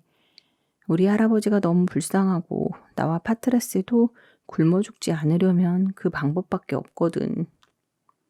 네로가 떠나자 알로아는 곧바로 아빠 방으로 달려갔습니다. 코제츠 씨는 장구를 뒤적거리고 있었습니다. 알로아는 아빠 앞으로 다가가며 말했습니다. 아빠는 우리 동네에 새로 나타난 우유 배달꾼을 아세요? 코제츠 씨가 움찔거리며 대답했습니다. 알긴 한다면 그건 왜 묻는 거니? 그 사람에게 아빠가 말씀 좀 해주세요. 우리 마을에는 우유 배달을 하는 사람이 있으니까 우리 동네에는 오지 말라고요. 알로아의 말을 들은 코제트 씨는 이내 콧방귀를 뀌었습니다. 내가 왜 그런 부탁을 할 수 있겠니? 누구든 자기 마음대로 어디에서든 일할 권리가 있는데. 아빠 꼭 그렇게 해주세요. 안 그러면 네로네 가족은 굶어 죽어요. 쓸데없는 걱정 말고 넌 내 방으로 돌아가. 딸을 위해서 한 일이 딸을 맡고 나서자 코제트 씨는 짜증이 났습니다. 그러나 알로아도 쉽게 물러서지 않았습니다. 그 사람은 마차도 있다던데 그렇다면 먼 곳까지 가서 우유 배달을 할 수 있잖아요. 그 사람한테 말씀하시기 어려우면 마을 사람들에게도 이야기해 주세요. 그 사람에게 우유를 팔지 말고 네로에게 배달을 시키라고요. 내 방으로 가라니까. 코제트 씨는 화를 내고 말았습니다. 그러자 알로아의 엄마가 나타났습니다. 알로아, 넌 내 방으로 가거라. 엄마가 다시 한번 말씀드려보마. 알로아는 마을로 나왔습니다. 그러나 자기 방으로 돌아가지 않고 가만히 아빠 방에 귀를 대고 무슨 이야기를 하나 들었습니다. 여보, 알로아의 부탁대로 하세요. 당신까지 왜 이래? 그 사람이 어디서 장사를 하든 그건 내가 나설 바가 아니란 말이야. 당신이 그 장사꾼을 불러들였죠? 그건 야비한 짓이에요. 아무리 당신이 알로아를 위한 일이라고 해도 너무 심한 거라고요. 네로는 당신이 주의를 준 다음부터 거의 알로아를 만나지 않았어요. 그렇다고 낙심만 하고 아무것도 안 할 수는 없잖아요. 늙고 병든 할아버지를 모시고 살면서 부지런히 일을 해야 하는데 도와주지는 못할 망정 일거리를 빼앗다니요. 알로아가 하면 아마 당신을 크게 원망할 거예요. 그리고 마을 사람들도 당신 말이니 따르고 있지만 아무도 당신을 좋아하지 않는다고요. 여보, 그러지 말고 마을 사람들이 우러러 보는 사람이 되세요. 코제트 씨는 아내 말이 틀린 것이 아니라는 것을 알고 있었습니다. 그러나 계속 고집을 부렸습니다. 어디 혼자 실컷 떠들어 보시지. 코제트 씨는 입을 꽉 다물어 버렸습니다. 그러자 알로아의 엄마도 잠자코 있었습니다. 이때 알로아가 다시 방문을 열고 들어왔습니다. 알로아의 얼굴은 눈물로 얼룩져 있었습니다. 엄마가 알로아를 껴안으며 말했습니다. 얘가 밖에서 다 들은 모양이에요. 얼마나 마음이 아프고 답답하면 말도 못하고 이렇게 울기만 하겠어요. 이번에는 화가 난 코제트 씨가 방문을 열고 나가버렸습니다. 그날 밤 네로는 잠 한숨 자지 못하고 밤을 밝혔습니다. 할아버지의 기침이 무척 심해졌습니다. 할아버지가 기침을 하실 때마다 네로는 일어나서 엽차를 따뜻하게 데워드렸습니다. 그러나 그때뿐 기침은 가라앉지 않았습니다. 파트라스의 신경통도 심했습니다. 얼마나 아픈지 끙끙 앓는 소리를 내며 밤새 몸을 뒤척였습니다. 그럴 때마다 네로는 파트라스의 다리를 주물러 주었습니다. 할아버지와 파트라스가 아니더라도 네로는 잠을 이룰 수 없었습니다. 알로아가 아빠를 어떻게 설득했을까? 그 생각만 하면 잠이 오지 않았습니다. 성당의 새벽 종소리가 울려 퍼졌습니다. 네로는 소리도 나지 않게 조심스럽게 잠자리에서 일어나 우유 배달 준비를 했습니다. 오늘은 파트라세를 집에서 쉬게 하려는 것입니다. 그러나 파트라세는 다른 날처럼 따라 나왔습니다. 넌 쉬어야 돼. 너무 많이 아파서 안 돼. 네로가 아무리 말려도 파트라세는 아니라는 듯 몸을 흔들어댔습니다. 네로는 할 수 없이 파트라스의 다리를 주물러주고 같이 길을 나섰습니다. 마을을 다 돌아도 우유통은 기껏 3개밖에 되지 않았습니다. 네로가 알로아네 집 앞 다리를 건널 때였습니다. 뜻밖의 알로아가 다리에서 서 있었습니다. 알로아, 이른 새벽에 왜 나와 있니? 알로아는 아무 말 없이 네로의 수레만 바라보았습니다. 달랑 3통. 정말 모두들 너무하는구나. 알로아는 울먹였습니다. 네로는 알로아가 어젯밤 아빠에게 잘 말씀드렸는지 그게 더 궁금했습니다. 하지만 울먹이는 알로아를 보니 더 이상 말을 꺼낼 수가 없었습니다. 그래서 파트라스의 옆구리를 치며 얼른 그 자리를 빠져나오고 말았습니다. 알로아가 나온 것은 네로를 만나기 위한 것만은 아니었습니다. 알로라는 새 우유 배달꾼을 만나보려는 것이었습니다. 알로아네 집 다리는 이 마을로 들여오려는 사람이라면 누구든 통과해야 했습니다. 여기서 지키고 서 있다가 그 장사꾼을 막으려는 것이었습니다. 마침내 뚜구덕 뚜구덕 요란한 말발굽 소리와 함께 마차가 달려오기 시작했습니다. 마차가 가까이 오자 알로아는 겁이 났습니다. 그러나 이대로 피할 수는 없었습니다. 그래서 으악 하고 크게 비명을 질렀습니다. 그 바람에 달려오던 마차가 멈췄습니다. 집안에 있던 아빠와 엄마도 비명소리를 듣고 허둥지둥 달려나왔습니다. 두 사람은 추운 곳에서 겁에 질린 얼굴로 덜덜 떨고 있는 알로아를 보고 놀랐습니다. 왜 여기에 있니? 빨리 들어가자. 아빠는 알로아의 팔을 끌어당겼습니다. 그러나 알로아는 발버둥을 쳤습니다. 싫어요. 마차를 막아야 해요. 멈춰섰던 마차에서 내린 장사꾼이 가까이 다가왔습니다. 장사꾼이 무슨 일이냐고 묻자 코제츠 씨는 아무 일도 아니라며 알로아를 억지로 끌고 집 안으로 들어가 버렸습니다.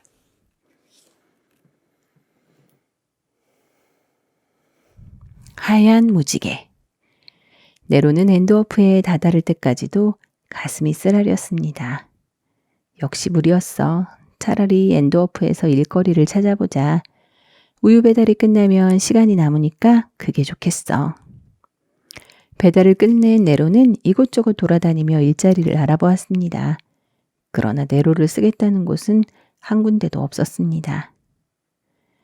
모두들 아버지와 어머니가 계시냐고 묻더니 고아는 쓸 수 없다고 거절하였습니다. 하지만 네로는 포기할 수 없었습니다. 네로는 조그만 2층 건물로 올라갔습니다. 일자리를 부탁하려고 작은 방으로 들어간 네로는 깜짝 놀라고 말았습니다. 방 안 가득 그림뿐이었습니다. 흰머리를 어깨까지 기른 화가가 열심히 붓을 놀리다가 인기척이 나자 천천히 뒤를 돌아보았습니다. 넌 누구니? 선생님은 화가시죠? 네로는 대답을 않고 엉뚱한 질문을 했습니다. 그렇지만 무슨 일이지? 저 그냥 구경 좀 하려고요. 구경해도 괜찮을까요? 괜찮다만 내 작업에는 방해가 되지 않게 했으면 좋겠구나. 네로는 이 방에 들어서자마자 일자리 걱정은 잊었습니다. 놀랍게도 신기한 세상에 온 사람처럼 숨을 죽여가며 화가의 방을 구경했습니다. 네로는 어느덧 화가 등 뒤에 서 있었습니다. 화가는 그림붓에 물감을 찍더니 도화지에 대고 공들여 붓질을 했습니다. 난생 처음 그림 붓이며 물감을 보는 네로였습니다. 화가의 손놀림에 완전히 빠져들었습니다. 네로가 너무나 오랫동안 들여다보니까 화가가 잠시 손을 멈추었습니다. 그림을 그려본 적이 있니? 네로는 얼굴을 붉히며 머뭇머뭇 대답했습니다. 수트로만요. 왜? 이런 게 있는 줄 몰랐어요. 그래? 그럼 내가 쓰던 걸 좀 주마. 그림을 좋아하면 가지고 가서 그려봐라. 화가는 쓰던 물감과 그림붓 하나를 주었습니다. 네로는 뛸 듯이 기뻐하며 몇 번씩 인사를 하고 밖으로 나왔습니다. 네로는 파트라세가 기다리는 곳까지 미친 듯이 뛰어갔습니다. 파트라세, 이걸 봐. 이게 뭔지 알아? 네로는 차가운 땅에 그림 물감과 그림 붓을 늘어놓았습니다. 그리고 화가에게서 본 걸 흉내냈습니다. 파트라세가 알겠다는 듯이 고개를 끄덕였습니다. 네로는 이번에는 문구점으로 헐레벌떡 뛰어갔습니다. 그곳에서 주머니를 탈탈 털어 큼직한 도화지를 샀습니다. 가슴이 두근거렸습니다. 하지만 집으로 돌아온 네로는 자신이 어떤 일을 저질렀는지 비로소 깨닫고 한숨을 쉬고 말았습니다. 저녁거리인 빵과 불을 뗄 장작을 살 돈을 도화지 한 장에 모두 쏘아본 것이었습니다. 무엇보다도 앓고 계신 할아버지가 걱정이었습니다. 네로의 걱정스러운 얼굴을 본 할아버지가 말했습니다. 오늘은 아무것도 먹고 싶지 않구나. 너희들끼리 먹어라. 네로는 거짓말을 했어요. 오다가 저녁을 먹었어요. 그런데 장작 싸우는 걸 깜빡 잊었어요. 괜찮다. 오늘은 별로 춥지 않구나. 그날 밤 네로와 파트라세는 할아버지 곁으로 바짝 다가가 잠을 잤습니다. 조금이라도 할아버지가 덜 추우시도록. 다음 날부터 네로는 새로운 그림을 그렸습니다. 물감과 붓 그리고 도화지를 얻은 네로는 잠시도 미룰 수가 없었습니다. 새 그림은 할아버지, 네로 그리고 파트라세가 오두막집 앞에 서 있는 그림이었습니다. 그림 한쪽에는 우유통 배달 수레도 자리 잡았습니다. 오두막집 창가에는 포도덩굴이 무성하게 자라 있었습니다. 네로는 그림을 오두막집이라고 제목을 붙였습니다. 새 그림은 이전과는 다른 어려움이 있었습니다. 수트로만 그릴 때에는 색이 좋아하는 생각하지 않아도 되었습니다. 그러나 이 그림 물감을 사용하자 색깔끼리의 조화까지 생각해야 했던 것입니다. 하루하루 지나면서 크리스마스가 점점 가까워졌습니다. 추위도 점점 더 매서워졌습니다. 무엇보다 많은 눈이 내렸습니다. 해마다 크리스마스가 가까워지면 많은 눈이 내렸지만 올해처럼 눈이 잦은 적은 없었습니다. 마을길은 걷기가 힘들었습니다. 수레가 제대로 다닐 수 없을 정도였습니다. 그래서 네로는 우유 배달을 쉬기로 했습니다. 마을의 집들은 저마다 크리스마스를 맞을 준비로 분주했습니다. 크리스마스 트리를 장식하고 맛있는 음식을 잔뜩 마련했습니다. 말이 있는 집에서는 온갖 방울을 꺼내 말목에 잔뜩 매달았습니다. 크리스마스 미사에 입고 갈 옷들도 미리 준비해 두었습니다. 그러나 네로네 집은 이 모든 것을 하나도 일어나지 않았습니다. 불기운이 없는 싸늘한 방에서 배고픔을 견디고 있을 뿐이었습니다. 네로는 그림방에 가서 그림 손질을 했습니다. 추워서 자꾸만 고바드는 손을 호호 입김을 불어 녹이면서 붓질을 했습니다. 네로는 그림을 그리며 추운 것도 배고픈 것도 잊을 수 있었습니다. 그림에 빠져있는 네로에게 파트라세가 다가왔습니다. 그리고는 네로의 옷깃을 잡아당겼습니다. 왜? 파트라세를 보던 네로는 할아버지에게로 뛰어갔습니다. 할아버지는 뭐라 중얼거리면서 네로에게 손짓을 했습니다. 네로는 할아버지의 손을 잡았습니다. 차고 메마른 손이었습니다. 순간 할아버지가 이 세상을 떠나시는 게 아닌가 하는 생각이 들었습니다. 할아버지, 할아버지. 네로는 다급하게 할아버지를 불렀습니다.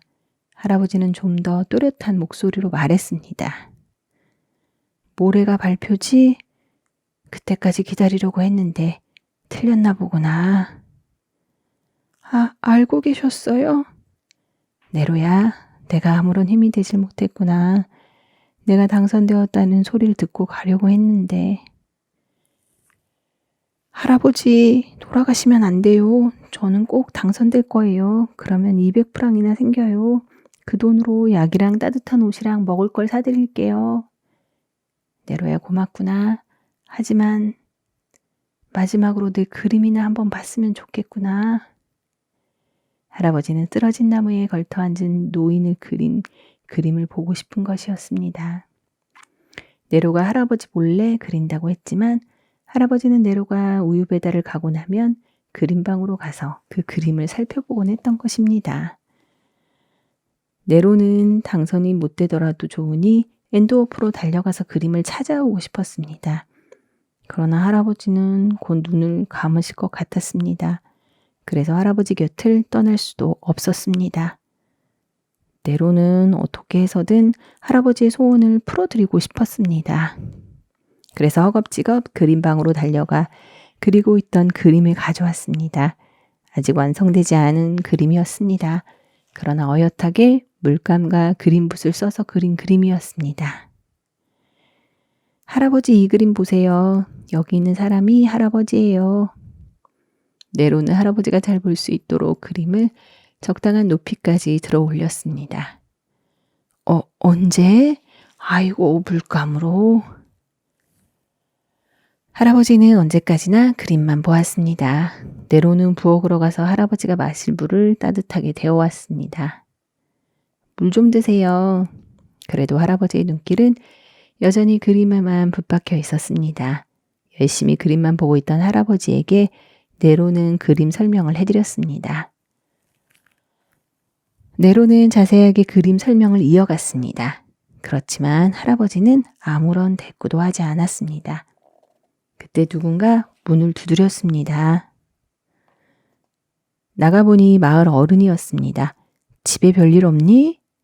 예. 이상하다. 우리는 내 할아버지가 돌아가신 줄 알고 이렇게 급히 왔단다. 아까 보니까 너희 집 지붕 위로 하얀 무지개가 내려오더니 할아버지가 그걸 타고 하늘로 올라가셨거든. 예? 네로는 집 안으로 들어가며 할아버지를 불렀습니다. 할아버지는 대답도 없이 그림만 보고 계셨습니다. 파트라스는 아까부터 낑낑거리며 눈물을 흘리고 있었습니다. 네로는 할아버지 팔을 흔들며 말했습니다.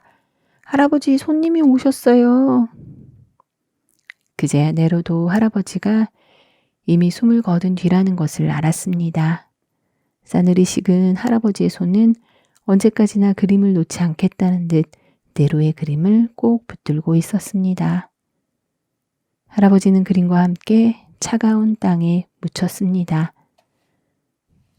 네로는 밀린 집세를 대려고 모아놓은 돈이 있었습니다. 벌써 여러 달치 집세가 밀려 있었지만 네로는 그 돈으로 초라한 장례식을 치렀습니다.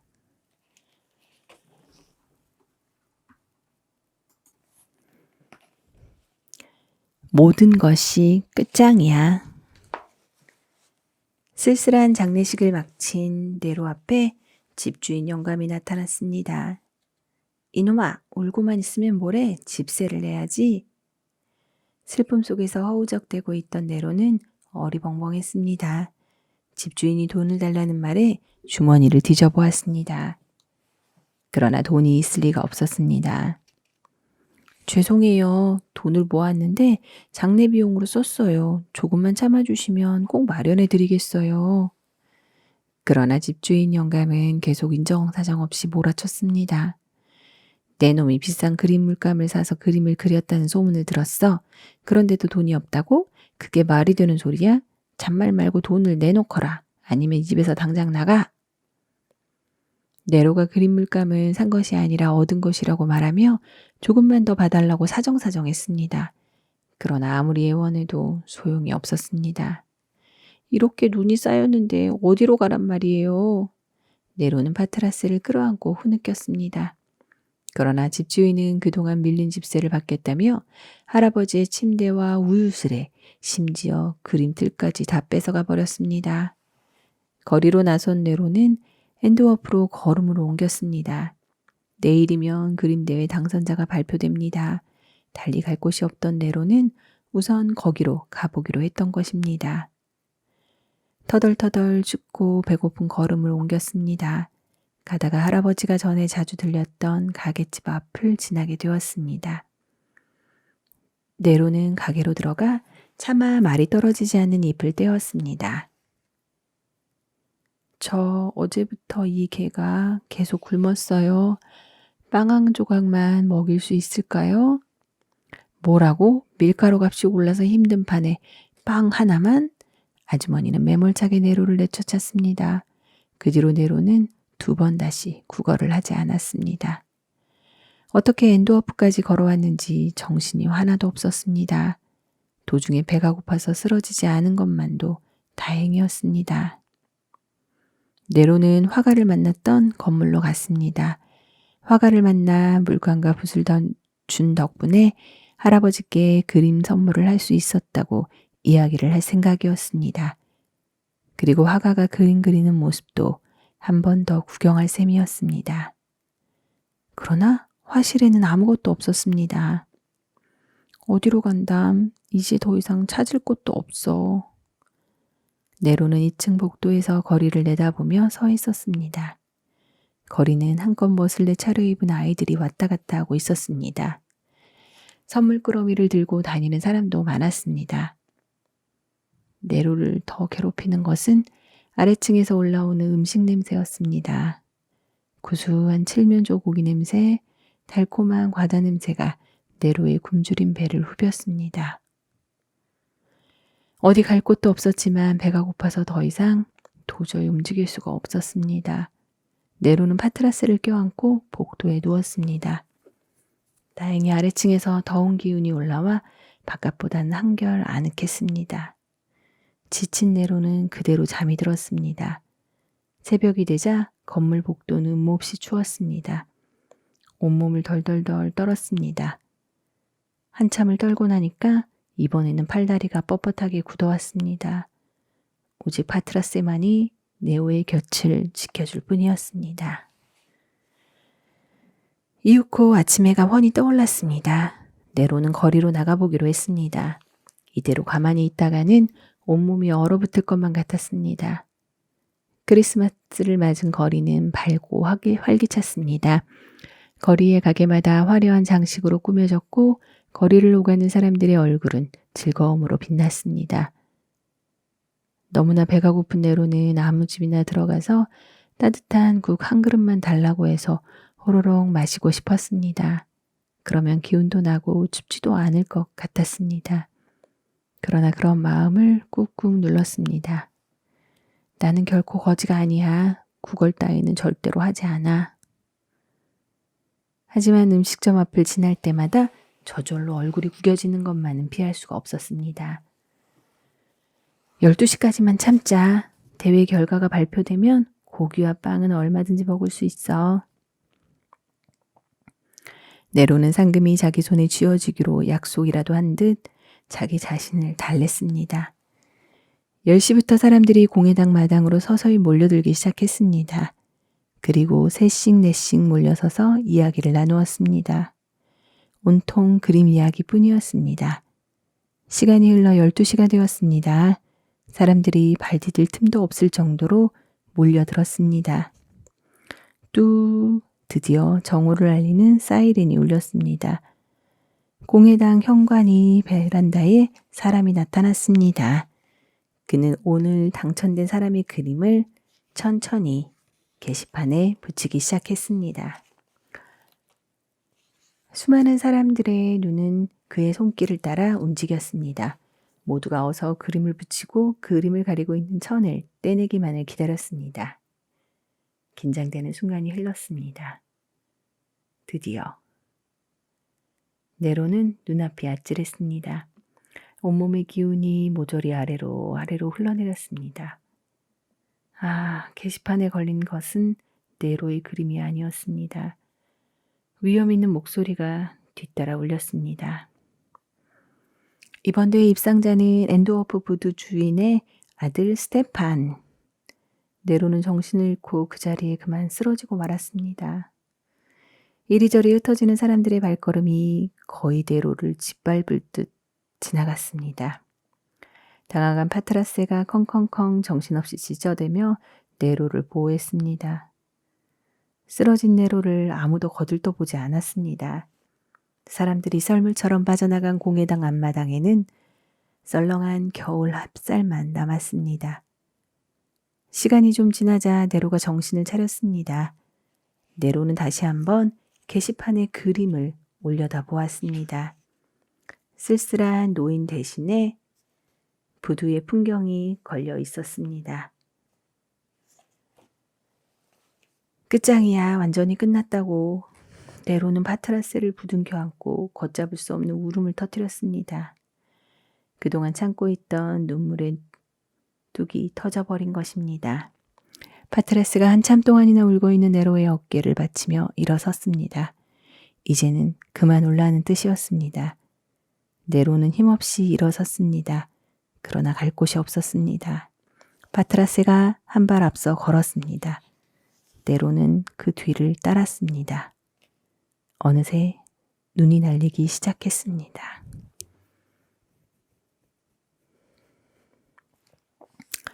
둘은 화가의 화실이 있는 건물로 나갔습니다.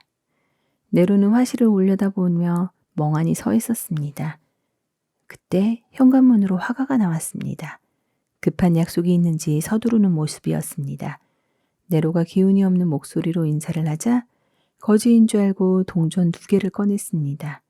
네로는 그 돈을 받지 않고 화가만 물끄러미 쳐다보았습니다. 그러자 파트라세가 화가의 손에서 동전을 물었습니다. 영리한 개군. 넌 저번에 그 애구나. 그제야 화가는 네로를 기억해냈습니다. 네로는 지난번에 주신 물감으로 할아버지께 그림을 그려드렸다는 이야기를 했습니다. 그리고 말했습니다. 이젠 그림도 다 끝났어요. 끝나? 그게 무슨 말이냐? 미술대회에서 떨어졌거든요. 너도 냈니? 내가 그 그림들을 심사한 사람이야. 너는 뭘 그렸지? 쓰러진 나무에 앉은 노인을 그렸습니다. 오호? 네로를 바라보는 화가의 눈이 번뜩였습니다. 그러나 화가는 기껏 이 말만 남기고 서둘러 자리를 떠났습니다. 아직은 좀 서투른 그림이더구나. 네로와 파트라세는 화가가 준 돈으로 빵을 사 먹었습니다. 이틀 만에 먹어보는 빵을 네로는 눈물과 함께 삼켰습니다. 눈은 그치지 않고 더 펑펑 쏟아졌습니다. 바람도 거세지기만 했습니다. 네로가 파트라스의 뒤를 따라 걷다 보니 낮이 익는 길이었습니다. 이 길로 가면 뭐해? 우리는 이미 오두막집에서 나왔잖아. 네로의 말에 파트라스는 어디로 가야 할지 몰라 사방을 둘러보았습니다. 어디에도 그들을 불러주는 곳은 없었습니다. 한참을 눈길이에 서 있었습니다. 양말도 신지 않은 네로의 발이 빨갛게 불어올랐습니다. 파트라세가 몸을 흔들어 눈을 털고 네로의 발등에 앉았습니다. 제 털로 네로의 엄발을 녹여주려는 것이었습니다. 조금 있으려니까 파트라세가 킁킁거리며 돌아다니기 시작했습니다. 가끔씩 주둥이로 눈을 헤치곤 했습니다. 그러더니 눈 속에서 까만 가죽 지갑 하나를 찾았습니다. 지갑은 꽤 묵직했습니다. 네로는 눈을 털어내고 지갑을 열어보았습니다. 네로의 눈은 휘둥그레졌습니다. 은돈이 지갑 안을 가득 채우고 있었습니다. 돈은 자그마치 2,000프랑이나 되었습니다. 먹고 싶은 것은 무엇이든 사 먹을 수 있었습니다. 따뜻한 옷도, 아니 근사한 집도 살 수 있는 큰 돈이었습니다.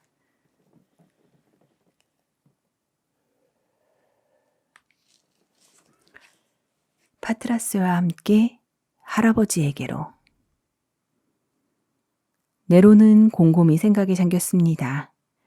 이 돈을 어디에 쓸까 하는 것이 아니라 지갑의 임자를 찾는 방법을 궁리하는 것이었습니다. 네로는 지갑 안을 꼼꼼히 살펴보았습니다. 그러다가 지갑에 새겨진 이름을 발견했습니다. 코제츠. 네로는 지갑을 코제츠 씨에게 돌려주고 파트라세를 맡기리라 마음먹었습니다. 코제츠 씨의 집에 가보니 알로아와 엄마가 울고 있었습니다. 미안하다 네로. 오늘은 너를 들어오라고 할 수가 없겠구나. 알로아 아빠가 돈을 잃어버리셨거든. 아휴, 이제 우리는 큰일 났구나. 그 돈을 못 찾으면 방앗간과 목장은 다 망하고 마는데. 바로 그때 네로가 건네주는 지갑을 보더니 알로아의 엄마는 눈물에 젖은 채 일그러졌던 눈이 쟁반만하게 커지면서 반짝 빛났습니다. 파트라세가 눈 속에서 찾아낸 거예요. 그러니 파트라세를 좀 맡아주세요. 네로는 이 말만 남기고 재빨리 밖으로 나가 문을 닫았습니다. 뒤따르지 못하게 된 파트라세는 발톱으로 문을 긁으며 컹컹 짖었습니다. 한참 후 코제트 씨가 몹시 지친 모습으로 돌아왔습니다. 머리를 쥐어뜯으며 정신 나간 사람처럼 마우고 짓거렸습니다. 없어. 등불까지 듣고 찾았지만 헛수고였어. 누가 주었다 하더라도 아무 소용없어. 자그마치 2,000프랑이나 되는 돈을 누가 돌려주겠어? 알로아의 엄마가 조용히 지갑을 내밀었습니다. 코제츠 씨는 마치 꿈을 꾸는 듯한 표정으로 지갑을 받았습니다. 그러더니 돈이 제대로 있는지 허겁지겁 지갑부터 살펴보았습니다. 돈은 2,000프랑에서 단 한 푼도 모자라지 않았습니다. 누가? 네로였어요. 네로? 알로아의 엄마는 네로 이야기를 자세히 들려주었습니다. 그러자 코제츠 씨는 넋이 나간 사람처럼 중얼거렸습니다. 내가 너무 심했어. 이런 아이를 몰라보고 그렇게 못살게 굴었다니. 알로아가 용기를 내어 아빠에게 말을 건넸습니다. 아빠, 이제 네로를 이해하시죠? 앞으로 네로와 함께 지내도 괜찮죠? 코제트 씨는 물끄러미 아로바를 쳐보았습니다. 그러더니 결심한 듯 말했습니다. 알로아, 아빠가 잘못했다. 당장 놀러 오라고 해라. 아니, 우리 집에서 함께 크리스마스를 지내자고 해. 아니, 언제까지나 우리 집에 있어도 된다고 전해라. 파트라세, 들었지? 네로도 여기에서 살 수 있게 됐어.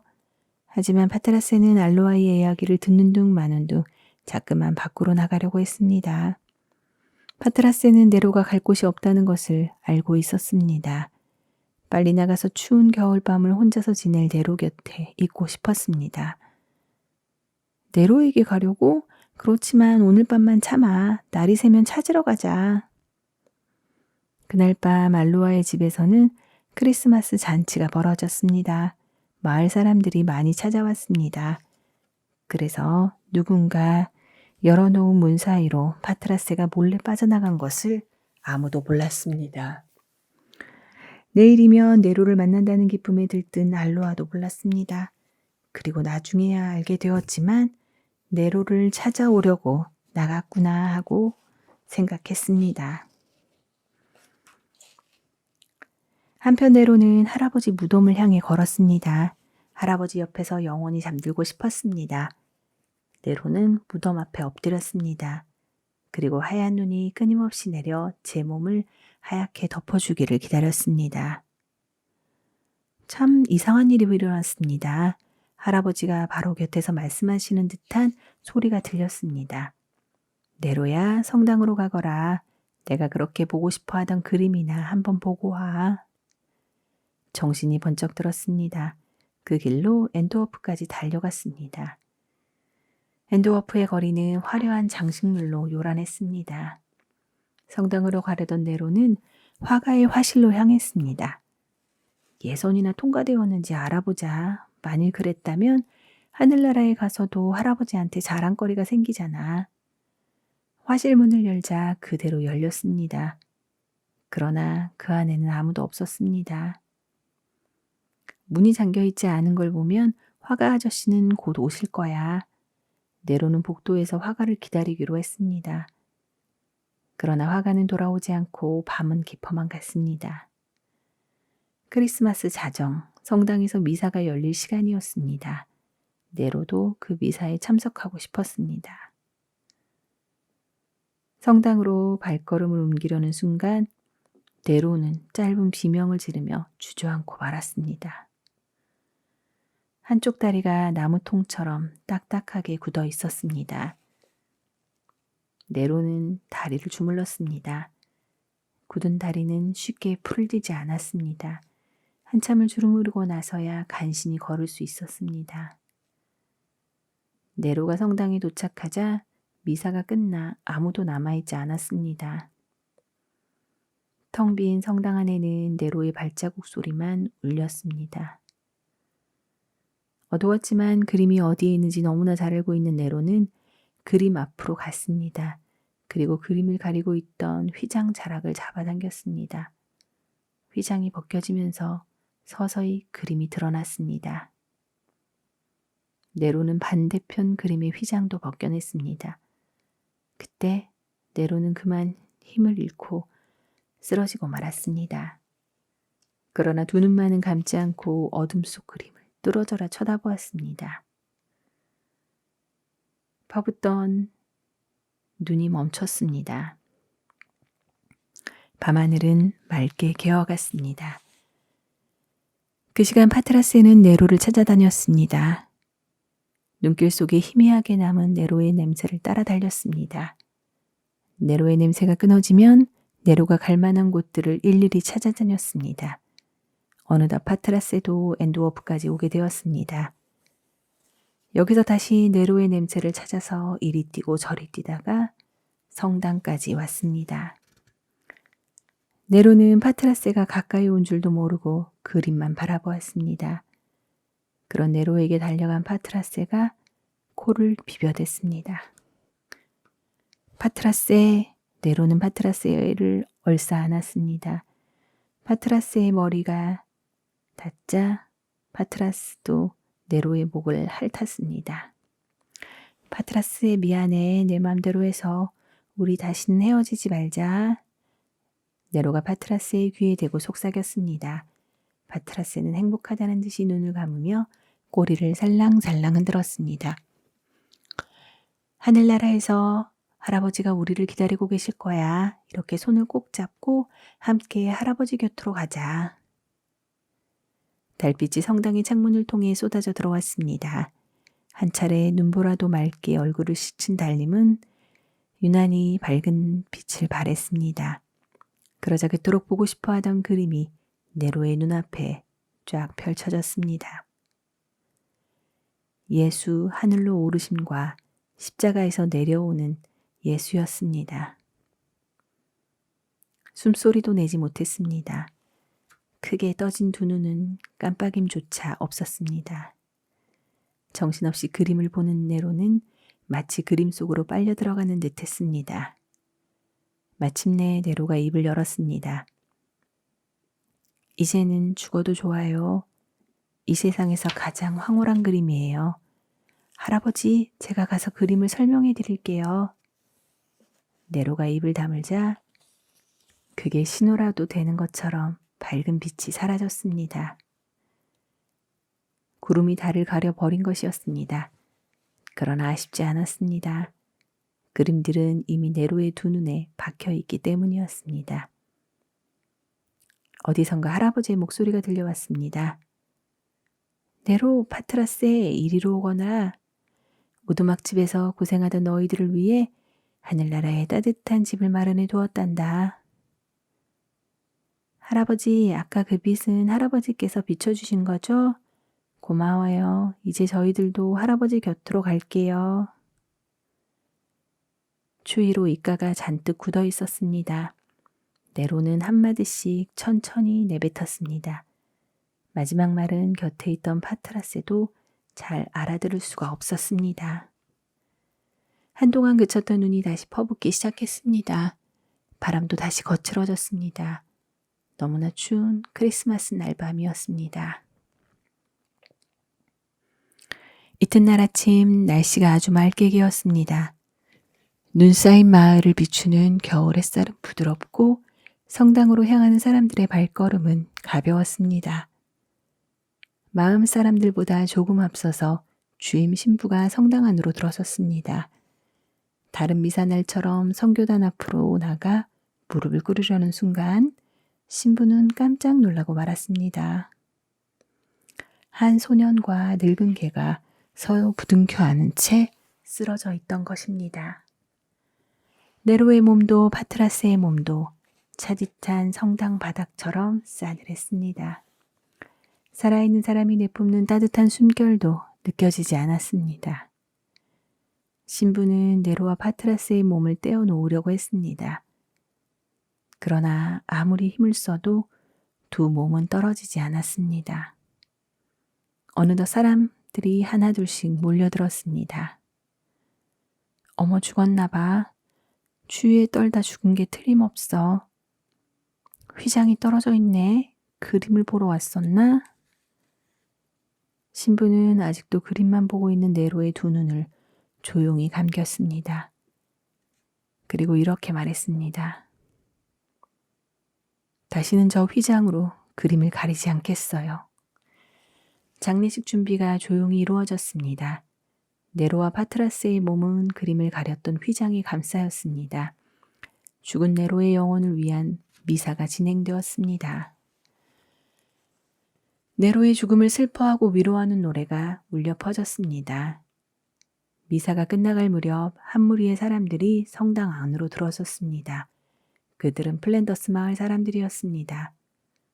제일 먼저 뛰어들어온 사람은 알로아였습니다. 아름다운 소녀는 네로를 안고 흐느꼈습니다. 네로, 이렇게 가면 안 돼. 넌 훌륭한 화가가 되어야 해. 어제 내 그림을 심사했던 분이 오셔서 사실은 내 그림이 가장 좋았다고 말씀하셨어. 알로아의 뒤를 이어 코제트 씨가 네로의 관 앞에 무릎을 꿇으며 울부짖었습니다. 잘못했다 네로, 나를 용서해라. 사랑하는 알로아가 매달리고 코제트 씨가 용서를 빌어도 네로는 감은 눈을 다시 뜨지 않았습니다. 네로의 입가에 맺힌 미소만은 할아버지 곁에 묻히는 그 순간까지도 사라지지 않았습니다.